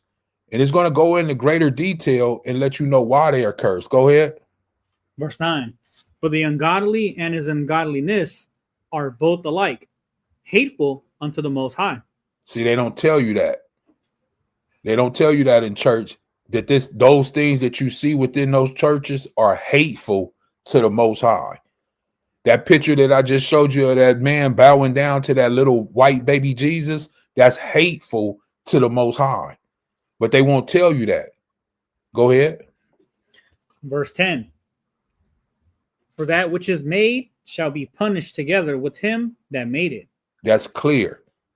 So the one who made that figurine, the one who made that movie, the one who made that statue, the one who made it evolve to get people to go astray from the Most High, whether it was a figurine, a statue, a movie, anything that was created that made people go astray from the Most High, if you created it and made it, you're going to be punished for that. You're going to be punished for that. But nobody speaks about that, the one who actually does the creation of it. They always speak about the people that are worshiping it. But what about the one who made it? They're cursed too. Go ahead. Verse 11. Therefore, even upon the idols of the Gentiles shall there be a visitation, because in the creature of the Most High they are become an abomination, and stumbling blocks to the souls of men, and a snare to the feet of the unwise. Very much so. Very much so. So those people that you see go to those Catholic churches, Protestant churches, non-denomination churches, and they decorate the church for Christmas and all that, and they had a little what they call it, the major or whatever with the baby Jesus and the lights and all that. They don't understand that those are what? Abominations. Those are stumbling blocks. What? Snares. Why? Because those people are unwise. Even though they think they're doing something good, they're doing something evil and hateful to the Most High, right? And the time is coming within a month or so that people are going to be lined up around everywhere in the mall, taking pictures and all these things with these what? Stumbling blocks. Go ahead. So, and what stands out in verse one of the many things that stands out in verse 11 is a stumbling blocks. There are people who create either content of some sort trying to prove that the Virgin Mary statue actually has tears that comes out for her on certain days. I believe it's that one, but regardless, the lengths that people will go to in order to try to prove something, for one, which is false, but also which makes that a stumbling block to people. You're trying to create something in order to keep them within that mess. So just the wickedness of people and their inventions, which is considered a stumbling block. Verse 12. Hold on. I actually got a comment. Go ahead. They even have what they call black madonnas. So black madonnas is a term for paintings or statues of the Virgin Mary and infant Jesus with dark or black skin. She said they even had a black Madonna that they pray to or worship. Yeah, and that was in like the pre-Christian era. Yeah, pre-Christian. It was goddesses of tradition, like medieval Christian interpretations. And it was the same to symbolize fertility. And it was same symbolizing fertility from Mary. Go ahead. It says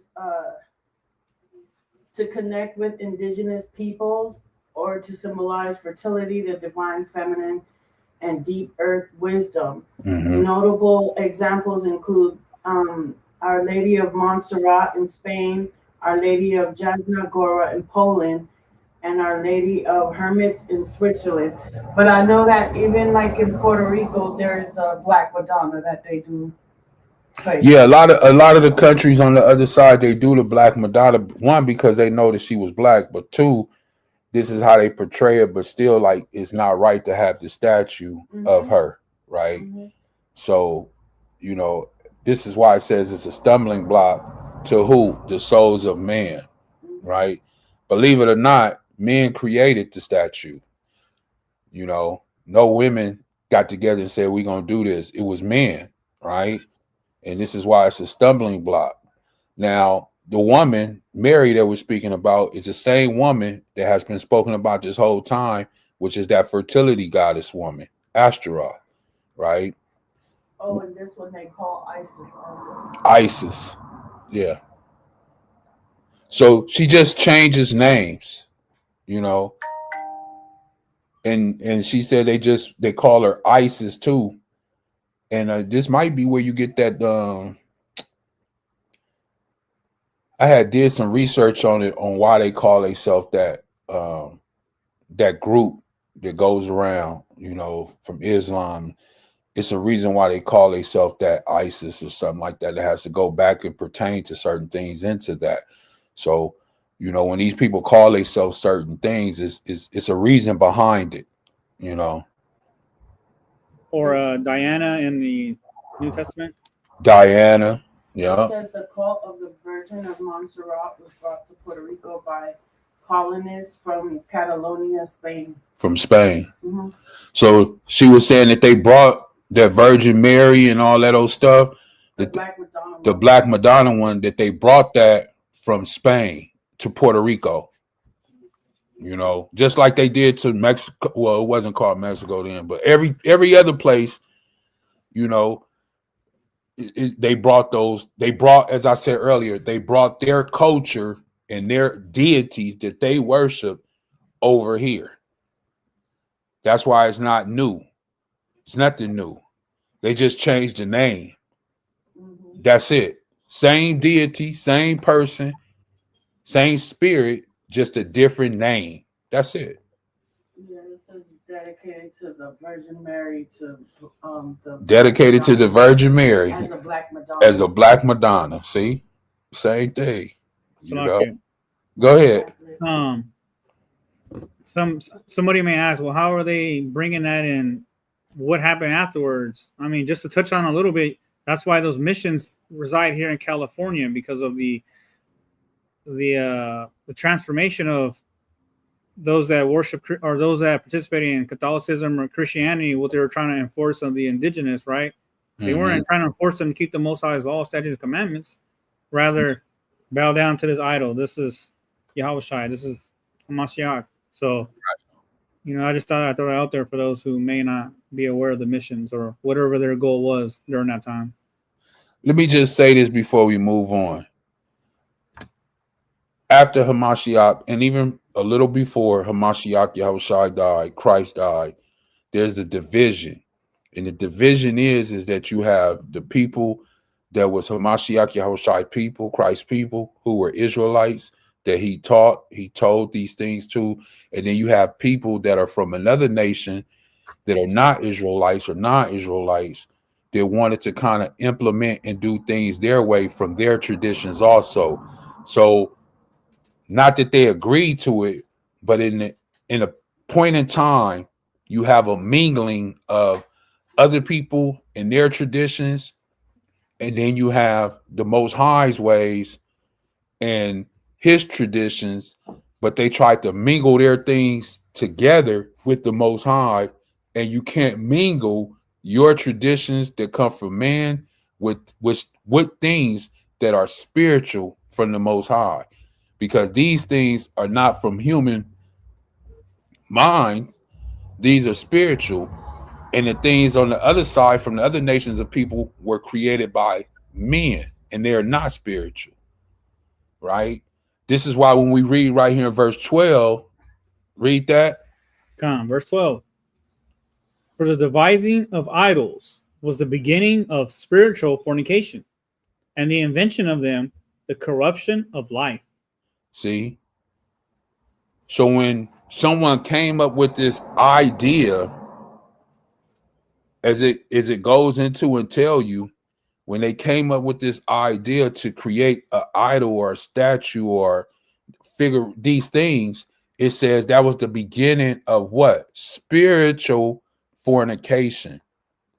So we have to understand when it comes to idol worship, idolatry, when you're seeing people bow down, kiss, worship these statues, figurines, or even things like other things we said, money, your wife, your spouse, your car, you don't realize that what you're committing is spiritual fornication. Why?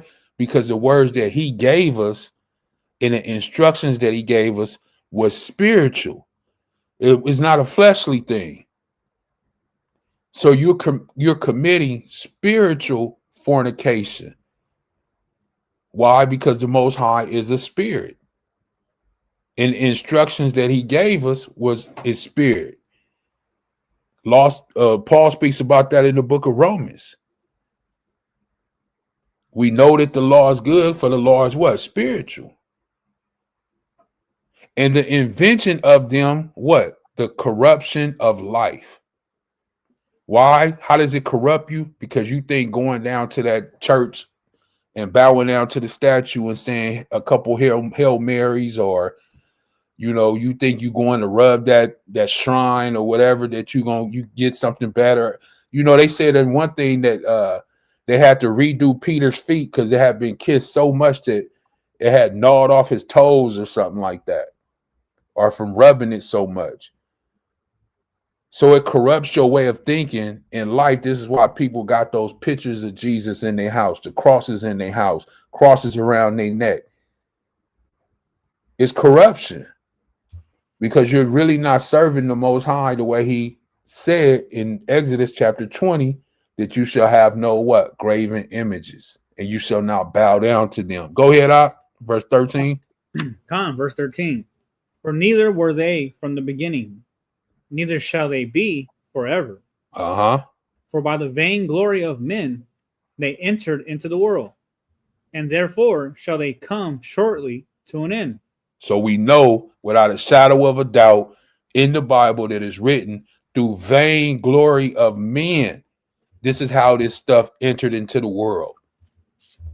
But it won't be when the Most High sends his only begotten Son, Hamashiach Yahushua, back.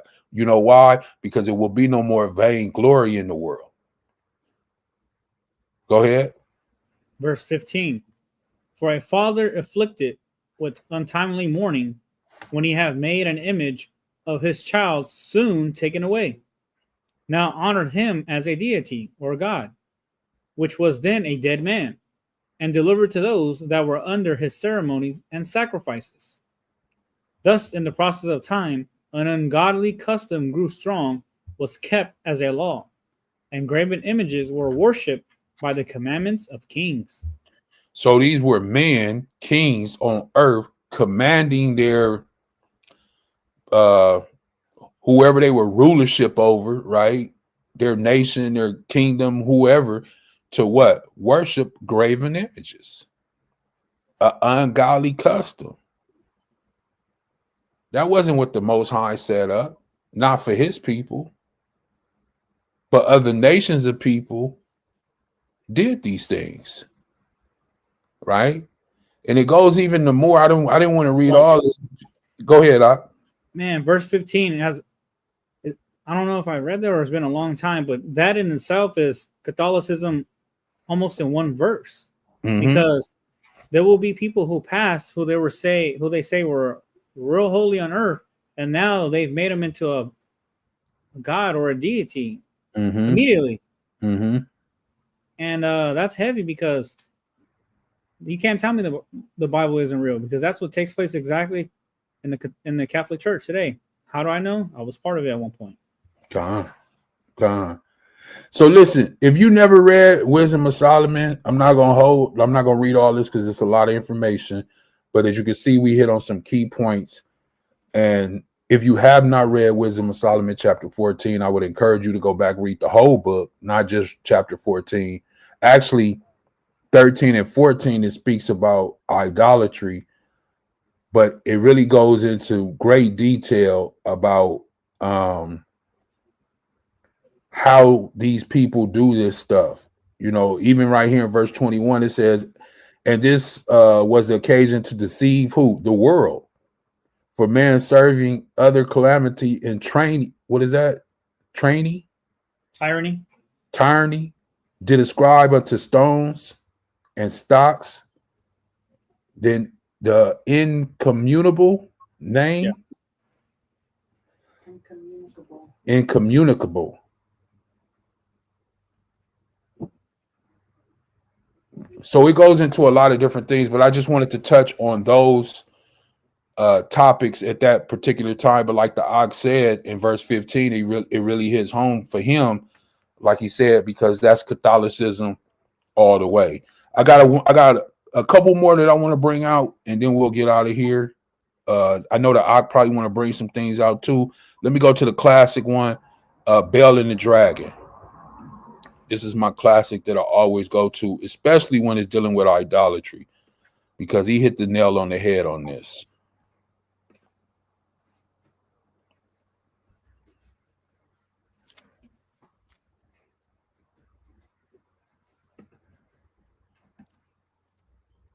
Once again, this is the 1611 King James Bible, and it's called Bel and the Dragon. If you don't have you a 1611 King James Bible, you should get you one, or you can pull it up online. Just make sure you put 1611 King James Bible, and you will get all of the 14 books that were taken out in the 1800s. Let's read this from the top, and we'll go to about verse 7. Once again, we're not going to read this whole entire story. In order to get the whole thing, you really need to read the whole story, but we're just going to focus on the idol and what these other nations of people were doing and what Israelites didn't do. Go ahead, Op. Bel and the Dragon, chapter 1, verse 1. And King, the Stages, was gathered to his fathers, and Cyrus of Persia received his kingdom. And Daniel conversed with the king, and was honored above all his friends. Now the Babylonians had an idol called Bel, and there were spent upon him every day 12 great measures of fine flour, and 40 sheep, and 6 vessels of wine. So this was who they worshiped. And their idol that they worship was called Baal, right? Every nation of people, I'm going to go to another one after this, shows that they worship, or they had an idol that they worship, and it had a name to it. But really, even though he calling him Baal, his name is really what? Baal. Different name, different people, same deity. Right? Go ahead. Verse 4. And the king worshipped it and went daily to adore it. But Daniel worshipped his own Allah, or the Most High.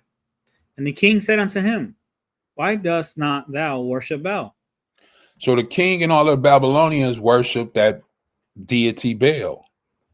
But it says Daniel. Everybody know who Daniel is, or you should know who Daniel is. But it says I was gonna say Daniel. Daniel worshipped his own power, his own Allah. His was different, and he worshipped him different. In so much of a different way, the king wanted to know, why you not worshiping Baal?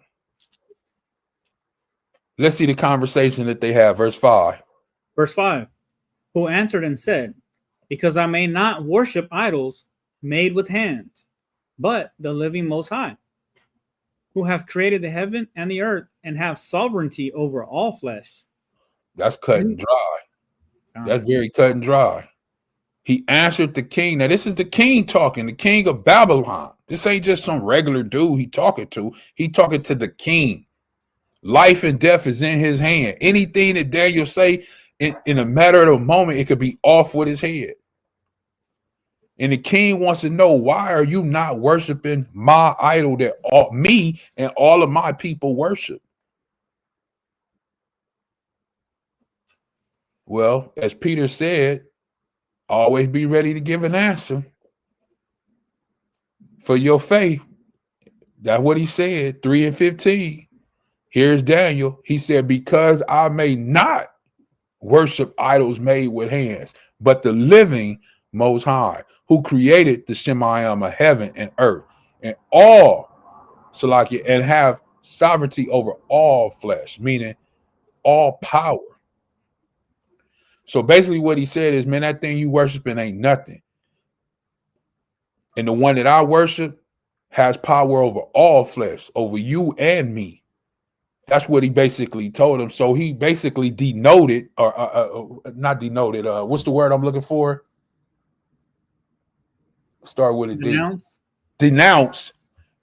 Thank you, the water. That the deity that they were serving in Babylon was nothing. Saying that thing that y'all worshiping ain't nothing. I worship the one true, right? And let's see what the king say, verse 6. Verse 6. Then said the king unto him, Thinkest thou not that Baal is a living power?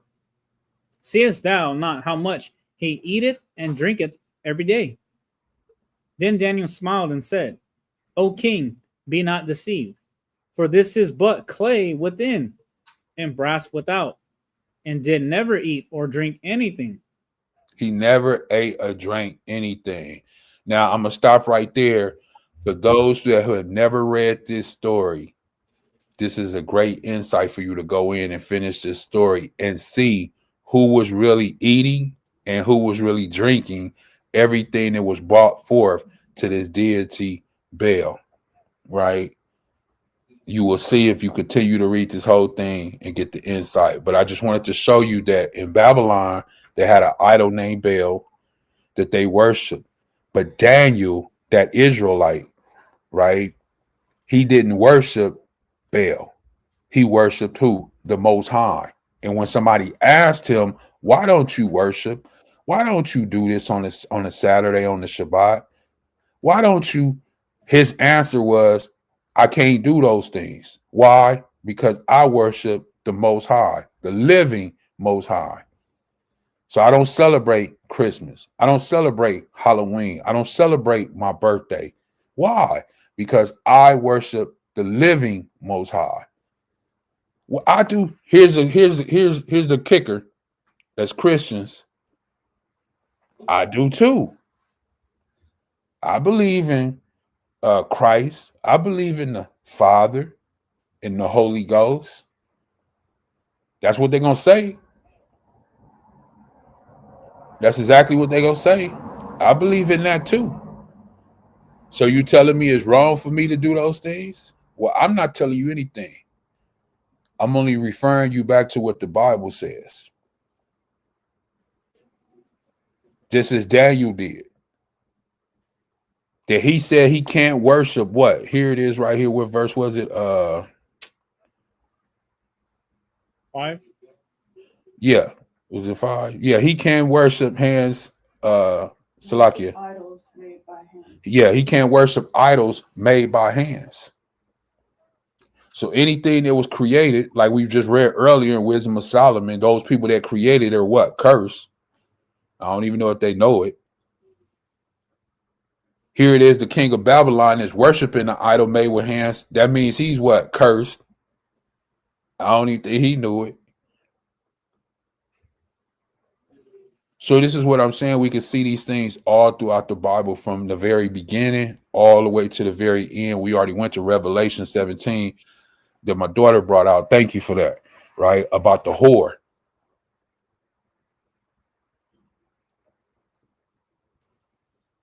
So I got one more that I'm going to bring out real quick. I mean, I got more, but, you know, I'm not going to drag it out like we said. We're not going to beat. Let me get out of the 1611. We just going to jump to the regular one, which is the classic, 1 Samuel, chapter 5, right? And I think I referenced this last week when we were speaking about it, about Dagon, right? And these are the Philistines, right? That they had their own deity. They had their own God that they worshiped, right? And we can see this right here, 1 Samuel chapter 5. You can start at verse 1. It's not on the screen. Oh, Salakia. Let me share it.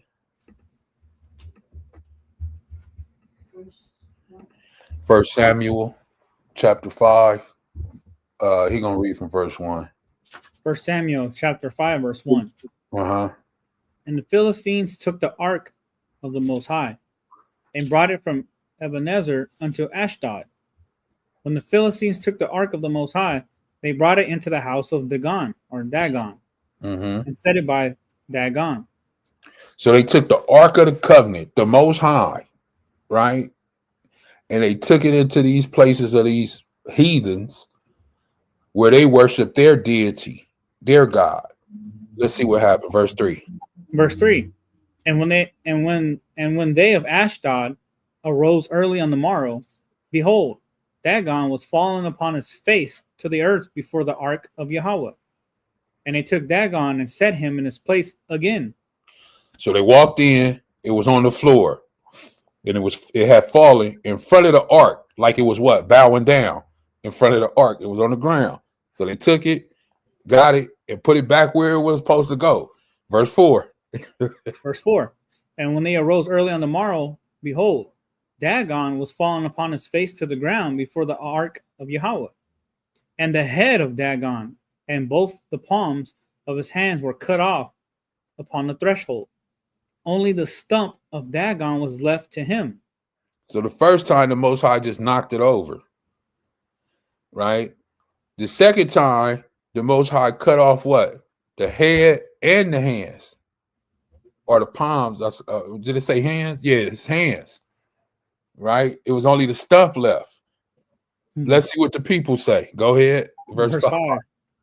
Therefore, neither the priests of Dagon nor any that come into Dagon's house tread on the threshold of Dagon and Ashdod unto this day.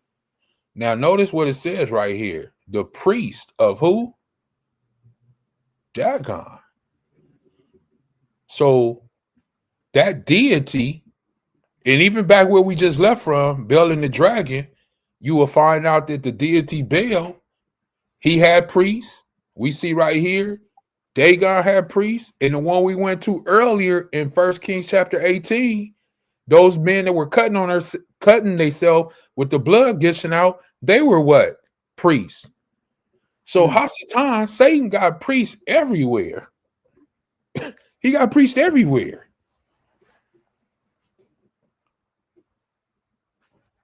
Go ahead. Verse 6.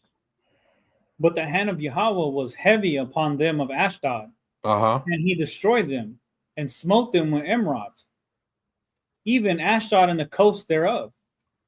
And when the men of Ashdod saw that it was so, they said, the ark of the Most High of Israel shall not abide with us, for his hand is sore upon us and upon Dagon, our deity. Or who? Our deity. So that was their deity. That was the Philistines' deity. That was the God that they worship. Verse 8. Verse 8. They sent therefore and gathered all the masters or lords of the Philistines unto them, and said, what shall we do with the ark of the Most High of Israel? And they answered, let the ark of the Most High of Israel be carried about unto Gath. And they carried the ark of the Most High of Israel about thither. Verse 9. And it was so that after they had carried it about, the hand of Yahweh was against the city with a very great destruction. And he smote the men of the city, both small and great. And they had emerods in their secret parts. Now, for those who don't know what they had, he gave them cancer, basically, tumors. That's what the Bible says. So every place he went, he brought sickness upon the people, right? Great destruction. They knew that the Most High was against them because as soon as the ark got there, people started getting sick. They started getting cancer. They started dying, right? And every place that the Ark of the Covenant went, as you can see, it didn't stay there wherever it was. It didn't stay long because the people knew that the Most High was against them, so they got rid of it. Until they had to imagine taking something and the power is so strong against you that it's bringing you sickness and destruction to where you got to turn around and give back what you had taken. That's how powerful the Most High is, that they had to give the Ark of the Covenant back because they couldn't even do anything with it because he was causing so much destruction and sickness upon them for even taking it. Right. That's so. power. What you say, Rightly so. Yeah, that's power.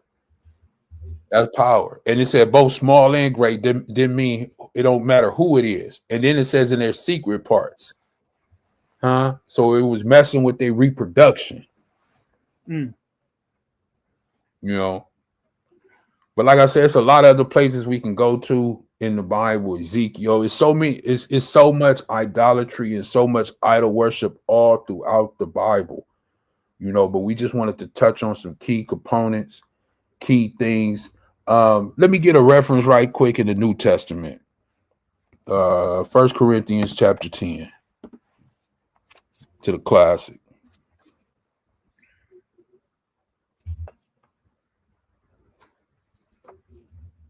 Once again, it's like I say, it's so much all throughout the Bible about idolatry. Old and new, it's the same thing that haunts us. Why? Because we're stiff-necked people. You know, we're stubborn. We don't want to hearken to the words of the Most High. But just know that idolatry, idol worship is a great thing within our nation. And it's something that we need to pay more attention to have an understanding of, you know, the idolatry that we have. And I say we because all of us have some form of idolatry, which is holding something of a great pleasure, you know, or holding something above the Most High. So anytime you would rather do something than serving the Most High, that's an idol. You know, just for example, today is a Sabbath day. You have certain people that know that they're Israelites, that are not keeping the Sabbath day, that are out and about doing things in the world, right?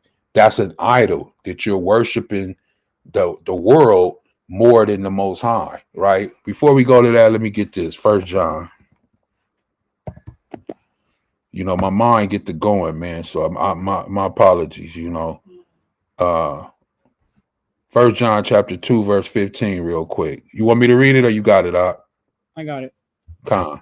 The book of 1 John chapter 2, verse 15. Uh-huh. Love not the world, neither the things that are in the world. If any man love the world, the love of the Father is not in him. Mm-hmm. For all that is in the world, the lust of the flesh, the lust of the eyes, and the pride of life is not of the Father, but is of the world. And the world passeth away, and the lust thereof. But he that doeth the will of the Most High abideth forever. So anything that's in this world that we lust after over and we put it above the Most High, right? We have to understand that that's idolatry. You know, and like the Ak was saying earlier, it could be your spouse, it could be your kids, it could be your job, it could be your car, it could be sports, it could be, you know, some ox, you know, they so into football and things like that, man. You be like, hey, you coming, you gonna do the Shabbat class? Oh man, the game, come on at what time y'all gonna do it? You know, we like, oh, we gonna do it at 11. Oh man, the game, come on at 11, man. And they'll choose the game over doing the lesson, you know.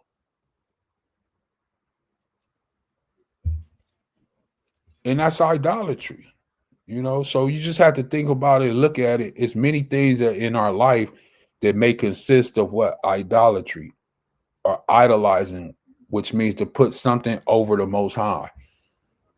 You did this before you gave that time to the Most High. You right?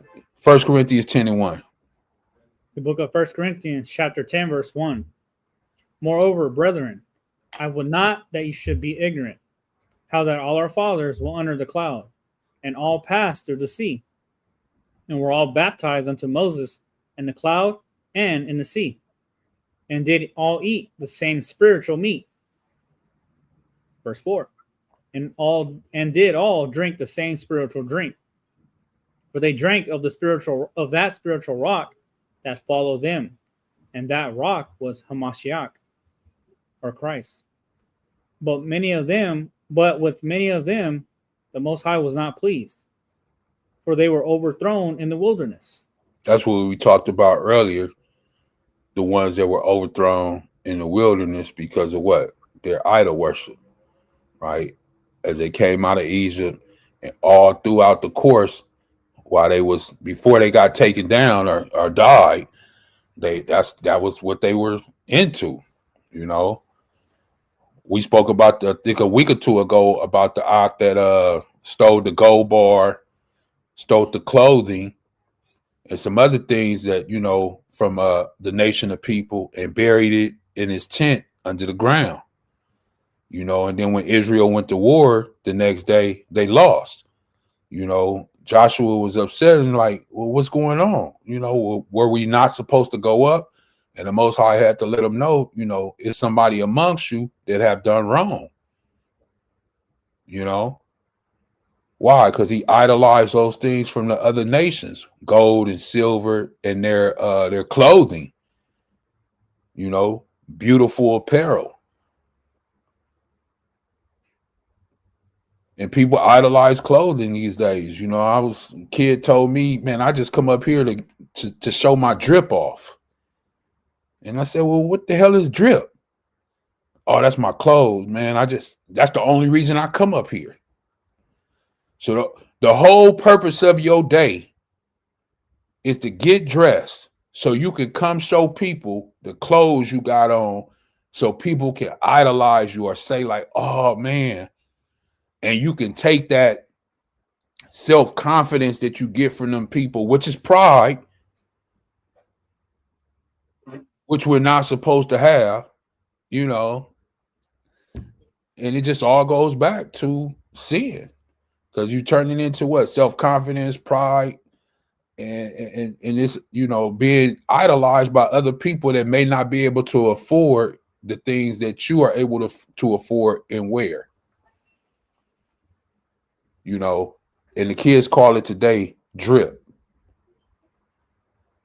That's what your life is about. And I'm not going to go there because we'll keep pulling up things. But what does the Bible say about what? Is not your life more than clothing? And Hamashiach says, who worries about those things? Can anybody tell me who worries about clothing? The other nations. The other nations. He said the heathen worry about those things. That's what they're worried about. Is not life more than eating and drinking and what you got on? You know, we don't worry about those things. Why? Because they could become an idol to you. People will take another person's life for money to go and buy clothing so they can put that on so other people can say, oh, wow, you got that on? Or as he told me that day, you dripped out. And that's what people want. They, you know, that was the highlight of his day for somebody to say to him, man, you dripped out. Like he just basked. You should have seen it. He was just like, oh yeah. That's the only reason I come up here, man, for these people to tell me how dripped out I am. And he think he's so cool. You know, so anyway, let's go ahead and finish this off. Verse 5, I think we was at, or 6. Verse 6. Go ahead. 6. Now, these things were our examples, to the intent we should not lust after evil things, as they also lusted. Neither be ye idolaters, as were some of them. As it is written, the people sat down to eat and drink, and rose up to play. Now, for those who don't know, or they tapped in now, wasn't in later, or wasn't in earlier, Salakia. This is a reference to what we spoke about earlier when we first started the lesson that I broke out. Can anybody tell me what this is referencing?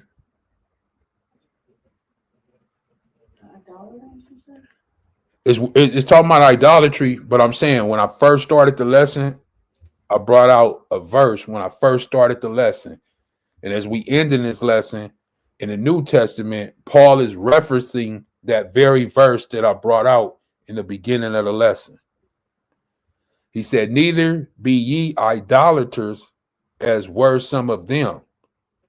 As it is written, the people sat down to eat and drink and rose up to play. And I even went into that word play that has to do with what? Mock and laugh at the Most High. Does anybody remember what he's referencing? The commandment of idolatry. You reference Exodus. Exodus, right? He is going back, referencing the book of Exodus, chapter 32, verse 6 on down. This is what he's bringing up. When the Most High said that these people were what? Stiff-necked, that they had went away from me. We read that way in the beginning of the lesson. So just to show you from way in the beginning, at the second book of the Bible, all the way into the New Testament of the Bible, that Peter, Paul, all of the rest are still quoting. Why? Because it's the same thing that they're going through at this time. Same thing. And he's quoting Exodus 32 and 6. Even in the book of Acts. It's my bad, because I thought you said the first one, which was Exodus 20. Yeah, you was right, because the first one was Exodus 20. The second one was Exodus 32. Yeah. Right. I just want to show this real quick as Paul spoke about this. Acts 17. And it shows you that these people that were Greeks and things like this, that they did worship other deities. They worship a multitude of deities. They worship things that they didn't even know that they were worshiping.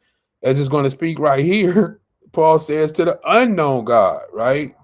22 on down. The book of Acts, chapter 17, verse 22. Then Paul stood in the midst of Mars Hill and said, ye men of Athens, I perceive that in all things ye are too superstitious. Mm-hmm. For as I passed by and beheld your devotions, I found an altar with this inscription, to the unknown power, whom therefore ye ignorantly worship, him declare I unto you. Right. So they worshiping something unknown. They don't even know, but they just got a altar, and they just got this inscription on it. It says to the unknown power, right? And Paul said, man, y'all ignorant, but I'm gonna lace you up. I'm gonna tell you right now. Go ahead. The Most High that made the world and all things therein, seeing that he is the master of the heaven and the earth, dwelleth not in temples made with hands. And that's something y'all need to realize, you know, especially when we meet people, when we out there on the streets, even on here on the internet, people always want to know, where do you fellowship at? Where's your church at? Where's your... Listen, don't you know that the Most High dwelleth not in temples, churches made with hands? We can fellowship right here. The Bible says where two or more are gathered, he is there. But people don't realize this. People want to go to that building. There's nothing wrong with having a building, but we have to understand the separation that, hey, the Most High doesn't dwell in buildings, temples, churches made with man's hands. Why? Because man is filthy. Man is filthy. Huh? Lock it. Oh, go ahead. We got 2 comments. Go ahead. Go ahead. No, sis can go first. That's cool.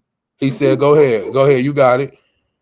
I was just going to say, like, with what you were saying, like, how people want to go somewhere. Uh-huh. It just kind of reminded me of how much we are sheep and that we are led to the slaughter, because sheeps need a shepherd, right? Right. Otherwise, they're going everywhere. They don't know what to do. Right. You can't sit there and tell them, oh, if you guys gather together, then you'll know what to do if you just open the Bible and read it, because they still don't know. Mm-hmm. Just like sheep, they're used to being led to go somewhere, led to do something. Mm-hmm. So when they go to these so-called churches, then there's someone there to lead them. So they just like they just go that way. Like blind sheep. Right. Yeah. Yeah. That's why the Bible refers to that, is that they the blind leading the blind. You're supposed to be a leader, but you leading the people, the blind leading the blind, where all of them gonna fall into a ditch. And it's like in the beginning, it's okay because everybody needs some type of guidance, but you have to have that right discernment when to leave and know that you are capable of being able to just read it and understand it. And that's only if the Most High is really with you. Right. Right. Right. Go ahead, Art. Con, and just like how you brought that out about the Most High dwelling in temples or churches, synagogues is a man-made thing. I mean, not that it's a bad thing, but it was a custom made by our fellow brethren. It wasn't. If you look into it, the synagogues were something of man's custom that were made. Now they went and learned and went to school for studying the word and all that, but that was a custom of men when you look into that. Yeah, God. It actually is, and we want you guys to, when you listen to this, whoever does, do your own research on it, right? Don't say, oh, Yakwahaya told me this. No. Do your own research. But it actually came from them being in rebellion and getting sent into captivity and slavery and things like this. This is where these come from the other nations of people. It's not even from us. It's not even from us. Right. You know, we inhabited that or took that on from the other nations of people, but that wasn't even for us, right? The Most High had made one space for his name to dwell. That was at the temple. That was in Jerusalem. Bring it out. Now, you can worship him in spirit and truth, as Hamashiach Yahushua say, right? Because as a woman said at the well, we worship here at that mountain, right? Now, could you worship at that mountain? No. In order to worship the Most High properly, you had to go where his name was. That's why the man had to take that journey 3 times a year. Now, does that mean you couldn't pray to the Most High? Does that mean, well, they didn't have Bibles then, so they wasn't reading. It was only what you knew in your mind. You know, or you wrote something down, or somebody wrote something down for you. If you were well off, you may have some type of what do they call that? What's the word I'm looking for? For what? Scroll. But you had to be well off to get you a scribe and have him write that down, to go to the temple and write that down, or even send to you.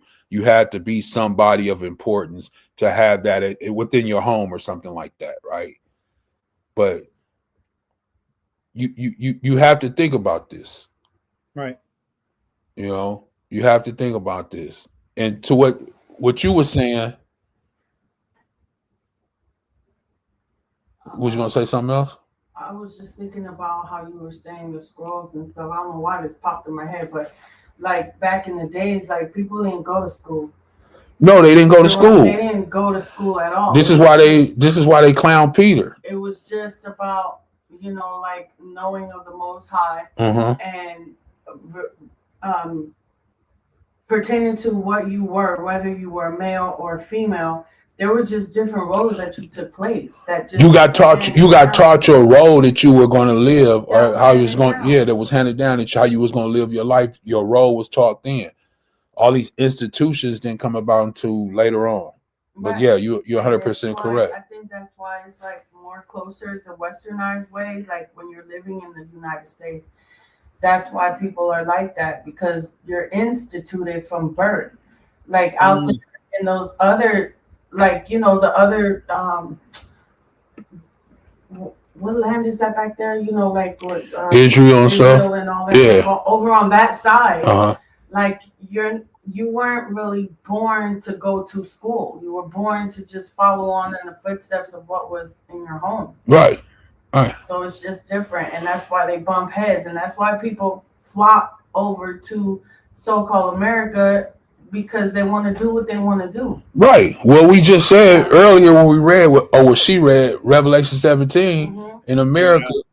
Yeah, that Babylon, that great whore. And she got that cup full of abominations. This is why everybody wants to go, because they could be abominable. It was really sad when I saw, it was really sad when I saw a Hispanic man who was crying on a social media platform because they were being deported, right? When all these deportations started happening. And his excuse on why he wanted to be in the United States was because he was a homosexual. And over where he lives, he would be put to death. He would be, you know, shunned upon. Right. And he wanted to be a homosexual. He said, why can't I just be happy? Right. Why can't I just live how I want? Let me go to America. Right. Right. It's sad because where I can commit all kind of abominations and they're going to pat me on the back. And I mean, you laugh and smile, but I mean, it's really sad. No, I'm laughing because I'm saying you get it. Like, that's the truth. That is real sad, because it's like, you're crying over something you should not be crying about. Right. This is why I said earlier, those are things that we have to overcome. But instead of trying to overcome it, he wants to go to Sodom. He wants to go to Gomorrah, where he can be able to live freely and act those actions out. Yeah. That's what he wants. He wants to go to Sodom or Gomorrah, and he wants to be able to live freely. Like he said, why can't I just be happy in my homosexuality? Well, the murderer, he feels the same way. That guy that used to eat people, what was his name? Jeffrey Dahmer? There's a lot of people. It's a lot of people. Yeah, they felt the same way. How come I just can't murder people? You know, cut off some of their body parts, put them in my refrigerator, and every once in a while I like to eat on them. How come? Oh, that's cannibalism. I'm just saying, why can't there be somewhere where he can go, or people that like to do those things that murder people, you know, just like they say about the pedophiles. Why can't, as they trying to legalize it? So keep your eyes open for that. NAMBLA. Huh? It's called NAMBLA or something. Who? It's an organization, NAMBLA, something like that. Yeah, National Men Boy or something like that.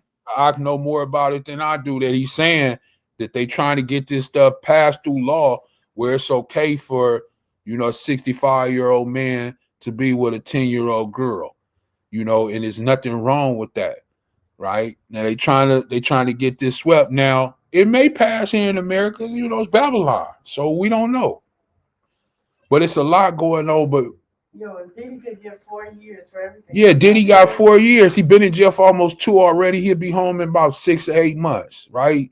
Back on stage doing the shake. You know what I'm saying? I mean, it ain't funny, but this is just what it is. They did all that. They spent millions and millions of dollars to go after this man. Let's not portray like this was cheap. This was a high-profile case, so they spent millions and millions of dollars of tax people money like he was some big kingpin, and out of all this that happened, he got 4 years. 4.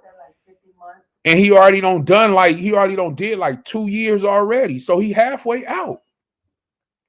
He finna go back to his mansion, and he finna go back to doing the same thing he was doing. You know why? Because he's untouchable. 4 years is nothing. For what was it? They said it was for prostituting. For prostituting and rape or something like that. He got time for everything else that should have stuck. Didn't. Yeah, 4 years. But let's be honest with the situation in the system that it is. Nobody really get time. You know who get time? The poor man who out there trying to feed his family to get caught into a situation. He get life. Right.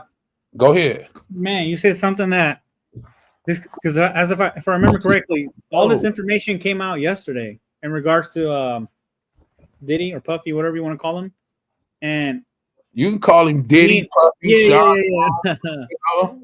As a little Bow Wow. Yeah. I totally forgot that was taking place. So when I clicked on the video on YouTube, one thing they said that you just said it is they take kindly to celebrities.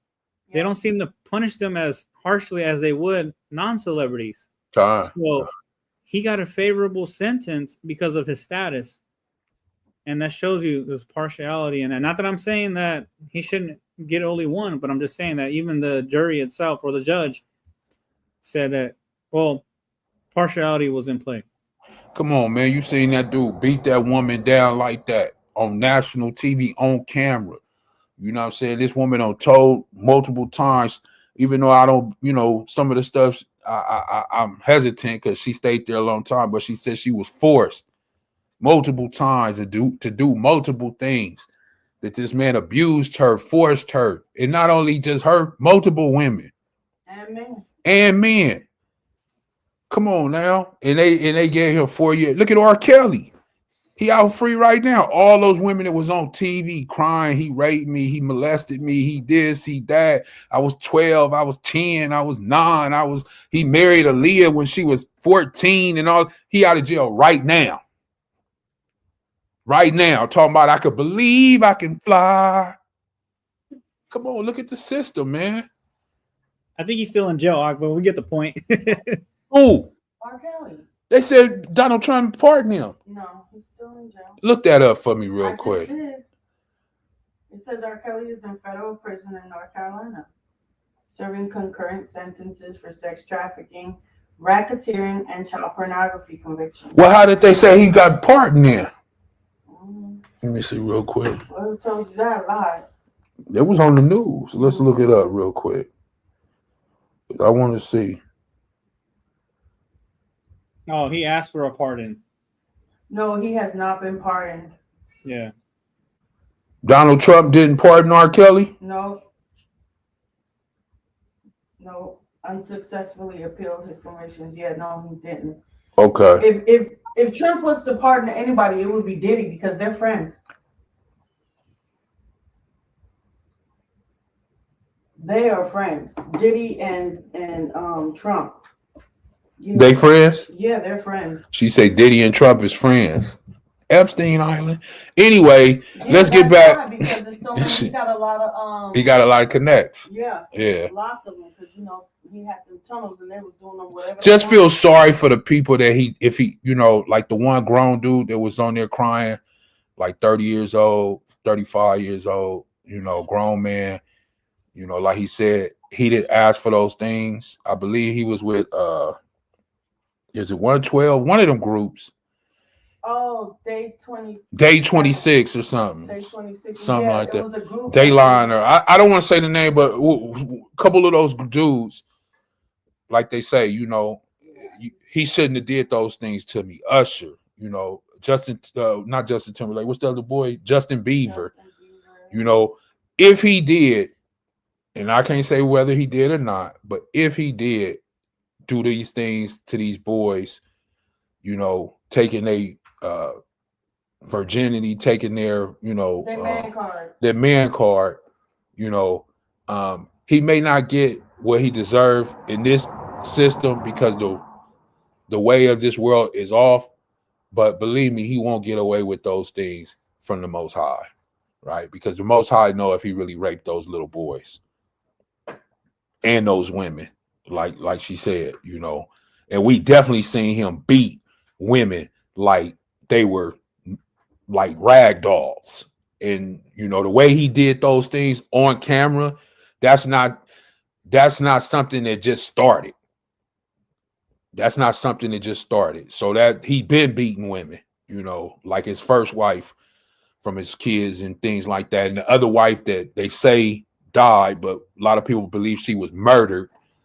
That was gonna come out with a book about how she was getting beat and molested and drugged and yeah. So hey, just put it like this: when you a vicious man like that, you may have got away that time, but just you know, if you go back to the same thing, like how the Most High do you sometimes, then you're gonna get caught up worse the second time, you know, and you won't be able to get out of that. So anyway, let's finish this lesson off because we went a little to the left. But as we finish this off, remember the Most High doesn't dwell in temples, churches, buildings made with man's hands. Why? Because man is filthy.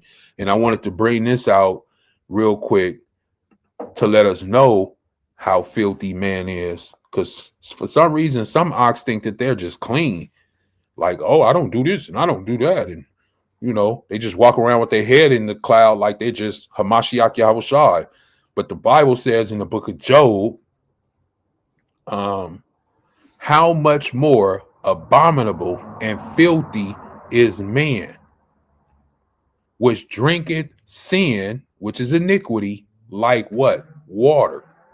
And I know everybody, well, most people, 99, 98% of the people have some type of drink of water through the course of the day, right? Most people. Some people don't drink water. They drink coffee, soda, punch, you know, but I believe even some of those things are made with what? Water, right? But it's letting you know in a reference to this is how abominable that man is. He's filthy because he takes sin in iniquity like water. And you drink water every day. At least I know I do. So basically it's saying you taking sin in every day like it's water.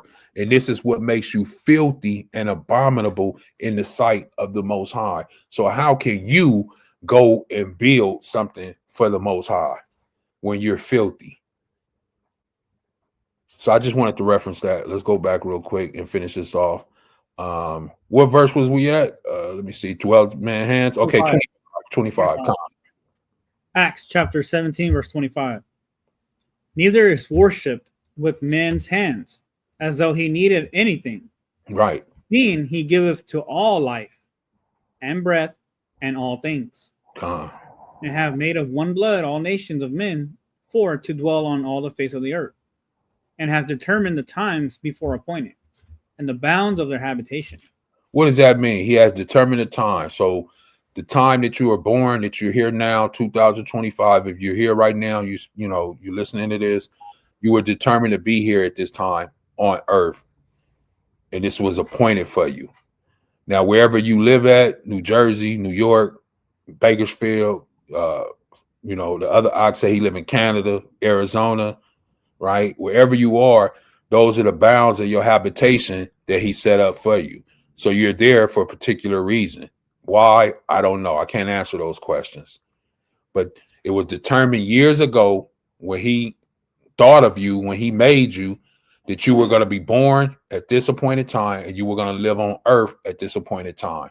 And wherever you were going to live, that's where you were going to inhabit, right? So that's a great verse. You could show people that they want to know, why was I born now? And like that guy said, oh, I wish I was there when he was creating. No, it was determined by your creator when you were going to be born. Okay. He didn't want you in the middle.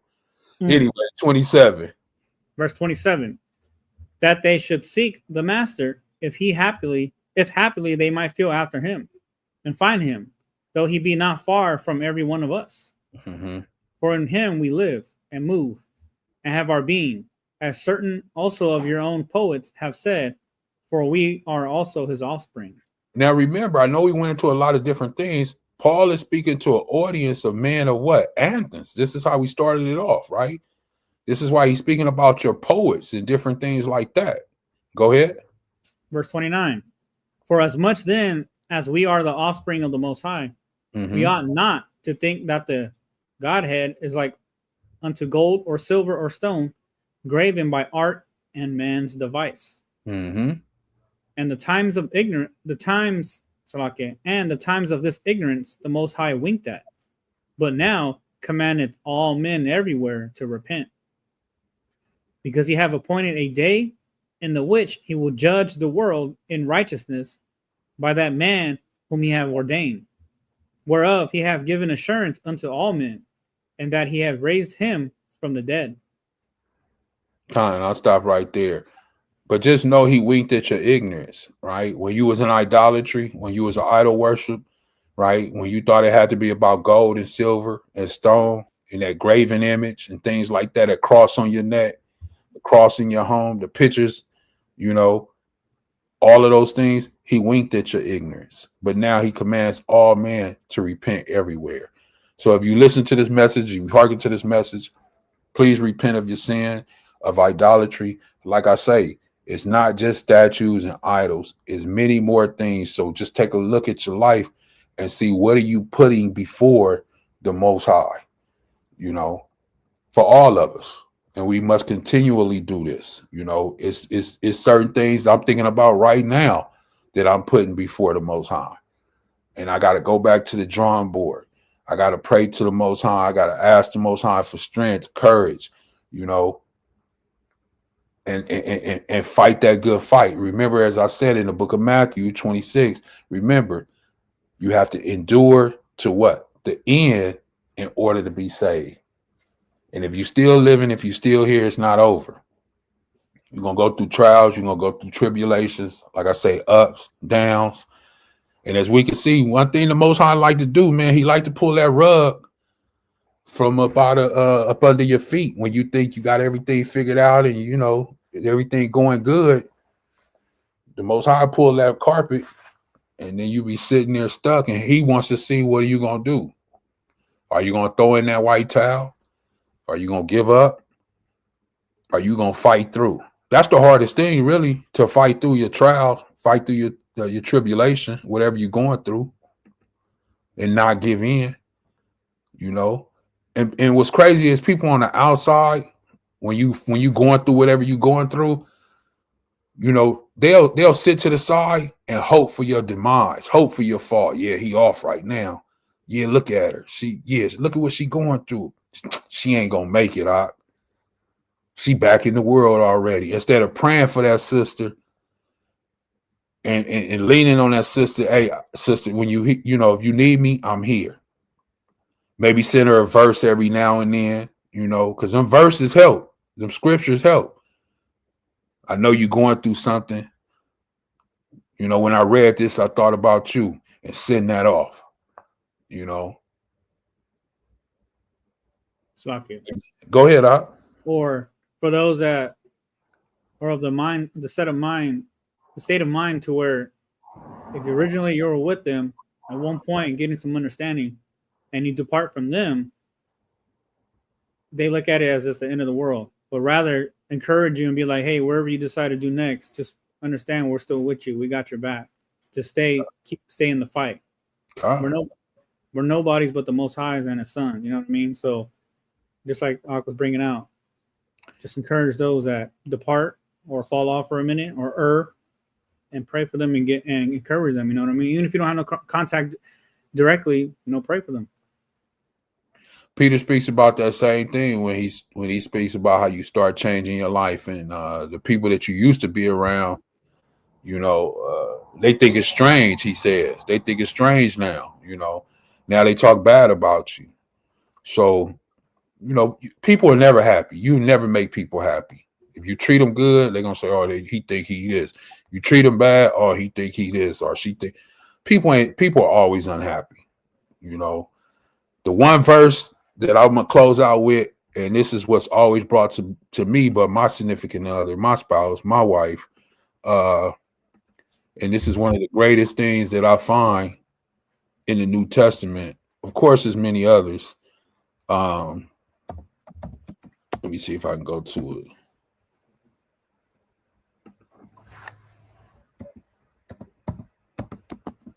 Let me see.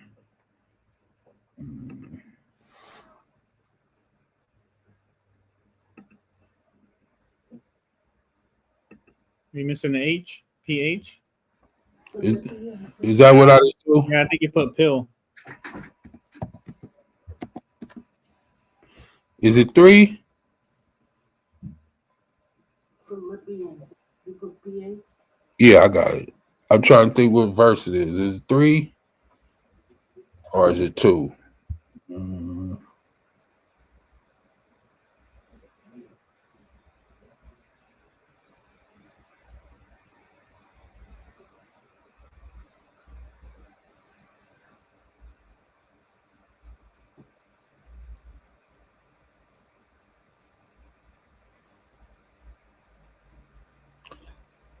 I think, is it 2? Maybe it's 2. 2:12. Yeah. Because I'm looking for it. I'm like, I don't see it. I know it got to be in the teens. Philippians chapter 2, verse 12. Wherefore, my beloved, as ye have always obeyed, not as in my presence only, but now much more in my absence, work out your own salvation with fear and trembling.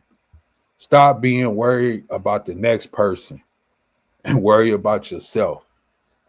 Because when the chopping block comes, it's just going to be you up there. Now, what I mean by that is, I'm not saying don't have love for your brother, your sister. Of course, you know, you have thought for them. You want the best for them. But what I mean by that is stop judging other people so much. You don't know their trials. You don't know their tribulation. You don't know what they're going through, right? You don't know. Work out your own salvation. And I had to find this along the way, because the more interaction I have and the more things I do, I find out, you know, life is not what I thought it was. And people are going through a bunch of stuff, man. You know, you don't know what a person either is going through or they have been through in their life. And then here you come, just, you know, this is why it's so important how you deliver the word to somebody, because you don't know what that, if they on their last straw, if they may have been through the word already and then got, you know, they kind of fell off and went astray and they back in the world and they trying to find their way back, or you just don't know if they was abused or not, if they was beat or not, if they had, you know, if they significant other was murdered, or it's so many different scenarios that people go through in their life that you don't know and that people don't share with you. And then here you come judging. That's why I said earlier, the Most High don't judge like we judge from the sight and from what you hear. He judged from within. You should read 12 through 18. 12 through 18, you want to read 12? Okay. Let me just say this. It makes me think about those people that were giving money, and when they was coming, they was giving abundance of money because they were well off. And here it was, this poor woman that came and she gave 2 pennies. And Hamashiach Yahushua said she gave more than those people. 2 pennies compared to the thousands of dollars or whatever that they were giving. And she gave more because she gave from the heart, and that's all she had. You know, so it's a difference the way the Most High look. But she said she wants to read. Oh, can you read from 12? 12 to 18. 12 to 18. Come. And we'll close out with that. Philippians chapter 2, verse 12. Wherefore, my beloved, as ye have always obeyed, not as in my presence only, but now much more in my absence, work out your own salvation with fear and trembling. For it is the Most High which worketh in you both to will and to do of his good pleasure. Do all things without murmurings and disputings. Mm-hmm. Verse 15. That you may be blameless and harmless, the sons of the Most High, without rebuke in the midst of a crooked and perverse nation, among whom ye shine as lights in the world, holding forth the word of life, that I may rejoice in the day of Hamashiach, that I have not run in vain, neither labored in vain. Yea, and if I be offered upon the sacrifice and service of your faith, I joy and rejoice with you all. For the same cause also do ye joy and rejoice with me. And that's deep. 12 to 18. You know, running in vain. You know, labored in vain.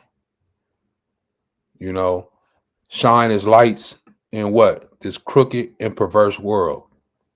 So he's not taking us out of the world. He's going to leave us here.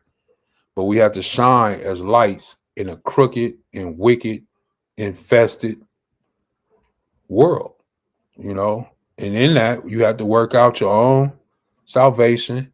And as he say, do things without murmuring or disputing, right?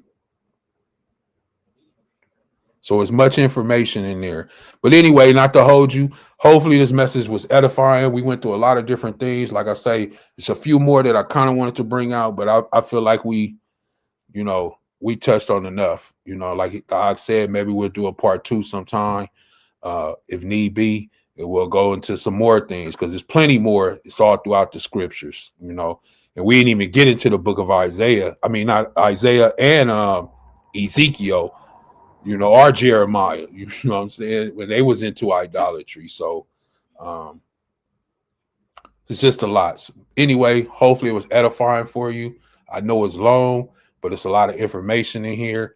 Like the Ox said, go back, do your own research on some things that we said or all the things that we said so you can clarify it and see it for yourself. We tried to bring it out as much to the forefront as possible so you could see, but you know, time does restrain us in some type of way. But once again, we hope that it was edifying for you, that you can get something from it, you can learn something from it. I say shalom, we say shalom, Kwam Yasharallah, all praises to the Most High Yahweh. I'm gonna turn it over to the Ak, I know why yet, and go ahead, Ak. Yes, sir. Once again, the water, everyone, for tuning in. Again, I thought it was a very, very powerful lesson, being that this is something that a lot of our people deal with. I know at one point in time I did. So again, I would like to recommend, just like the Ak brought out some books that you can get into and check it out for yourself. But the book of 2 Chronicles touches on this conversation that we had today heavily. You can kind of see within that book, idolatry lingers on, prevalent. And also the book of Acts, chapter 19, it touches on idolatry as well. So again, the water, everyone, for tuning in, and be on the lookout in the next few days, or maybe today or maybe tomorrow. We made some flyers that you guys can download digitally and provide and pass out. They just speak on idolatry. It's pretty straight to the point. It's not praising camps or anything like that. It's just documentation and literature for you to basic literature for you to pass out, and just to get the word out there so people are aware of idolatry and what it is exactly that they're into. So again, matter of fact, let me show you real quick. 1 second, just so you guys just so you guys can get a look. God. So again, it's just basic literature. And oh snap, this is the Spanish one. My bad. Let me grab the English one. So you guys know we got the Spanish too. We got the Spanish too. Yeah, show both of them. Show, you know, the English and the Spanish. You know. But once again, before we close out, these will be posted on the YouTube or maybe Ox Instagram for you guys to download. All it is just basic literature, straight to the point, on asking questions in regards to idolatry, just so we can get the word out there. So like I said, some of us at one point didn't know what this was, what it is exactly we were doing. So again, these are just straight to the point literature, asking questions. It doesn't have anything that people can complain about other than their idols. But again, this will be available on maybe on YouTube, on the posts or on the description box. And again, if you have time, you want to just download them and pass them out, just spread the word, put in some works. And for the most part, the water, everyone for tuning in. Yeah, I tried to figure out how to put it in there. I'm gonna still, try to get it to put the link in there. Hopefully, I can put the link in the description box for y'all where you can click on that. And like the Ox said, you can download it, have it, pass it out for any Ox out there that may be feeling like they want to do the work, put the work in and do something. This would be beautiful to hand out to people to bring awareness of the idolatry and, the idol worship that's going on in this world that we live in. So beautiful. But that's all we got. So with that, we're going to say Shalom. We're closing out. Shabbat Shalom. May you have a beautiful rest of your Shabbat day. And once again, the water for tuning in. Thank you. Don't forget to hit that like button, share, and subscribe. The water and Kwame Yasharallah. Kwame Yasharallah.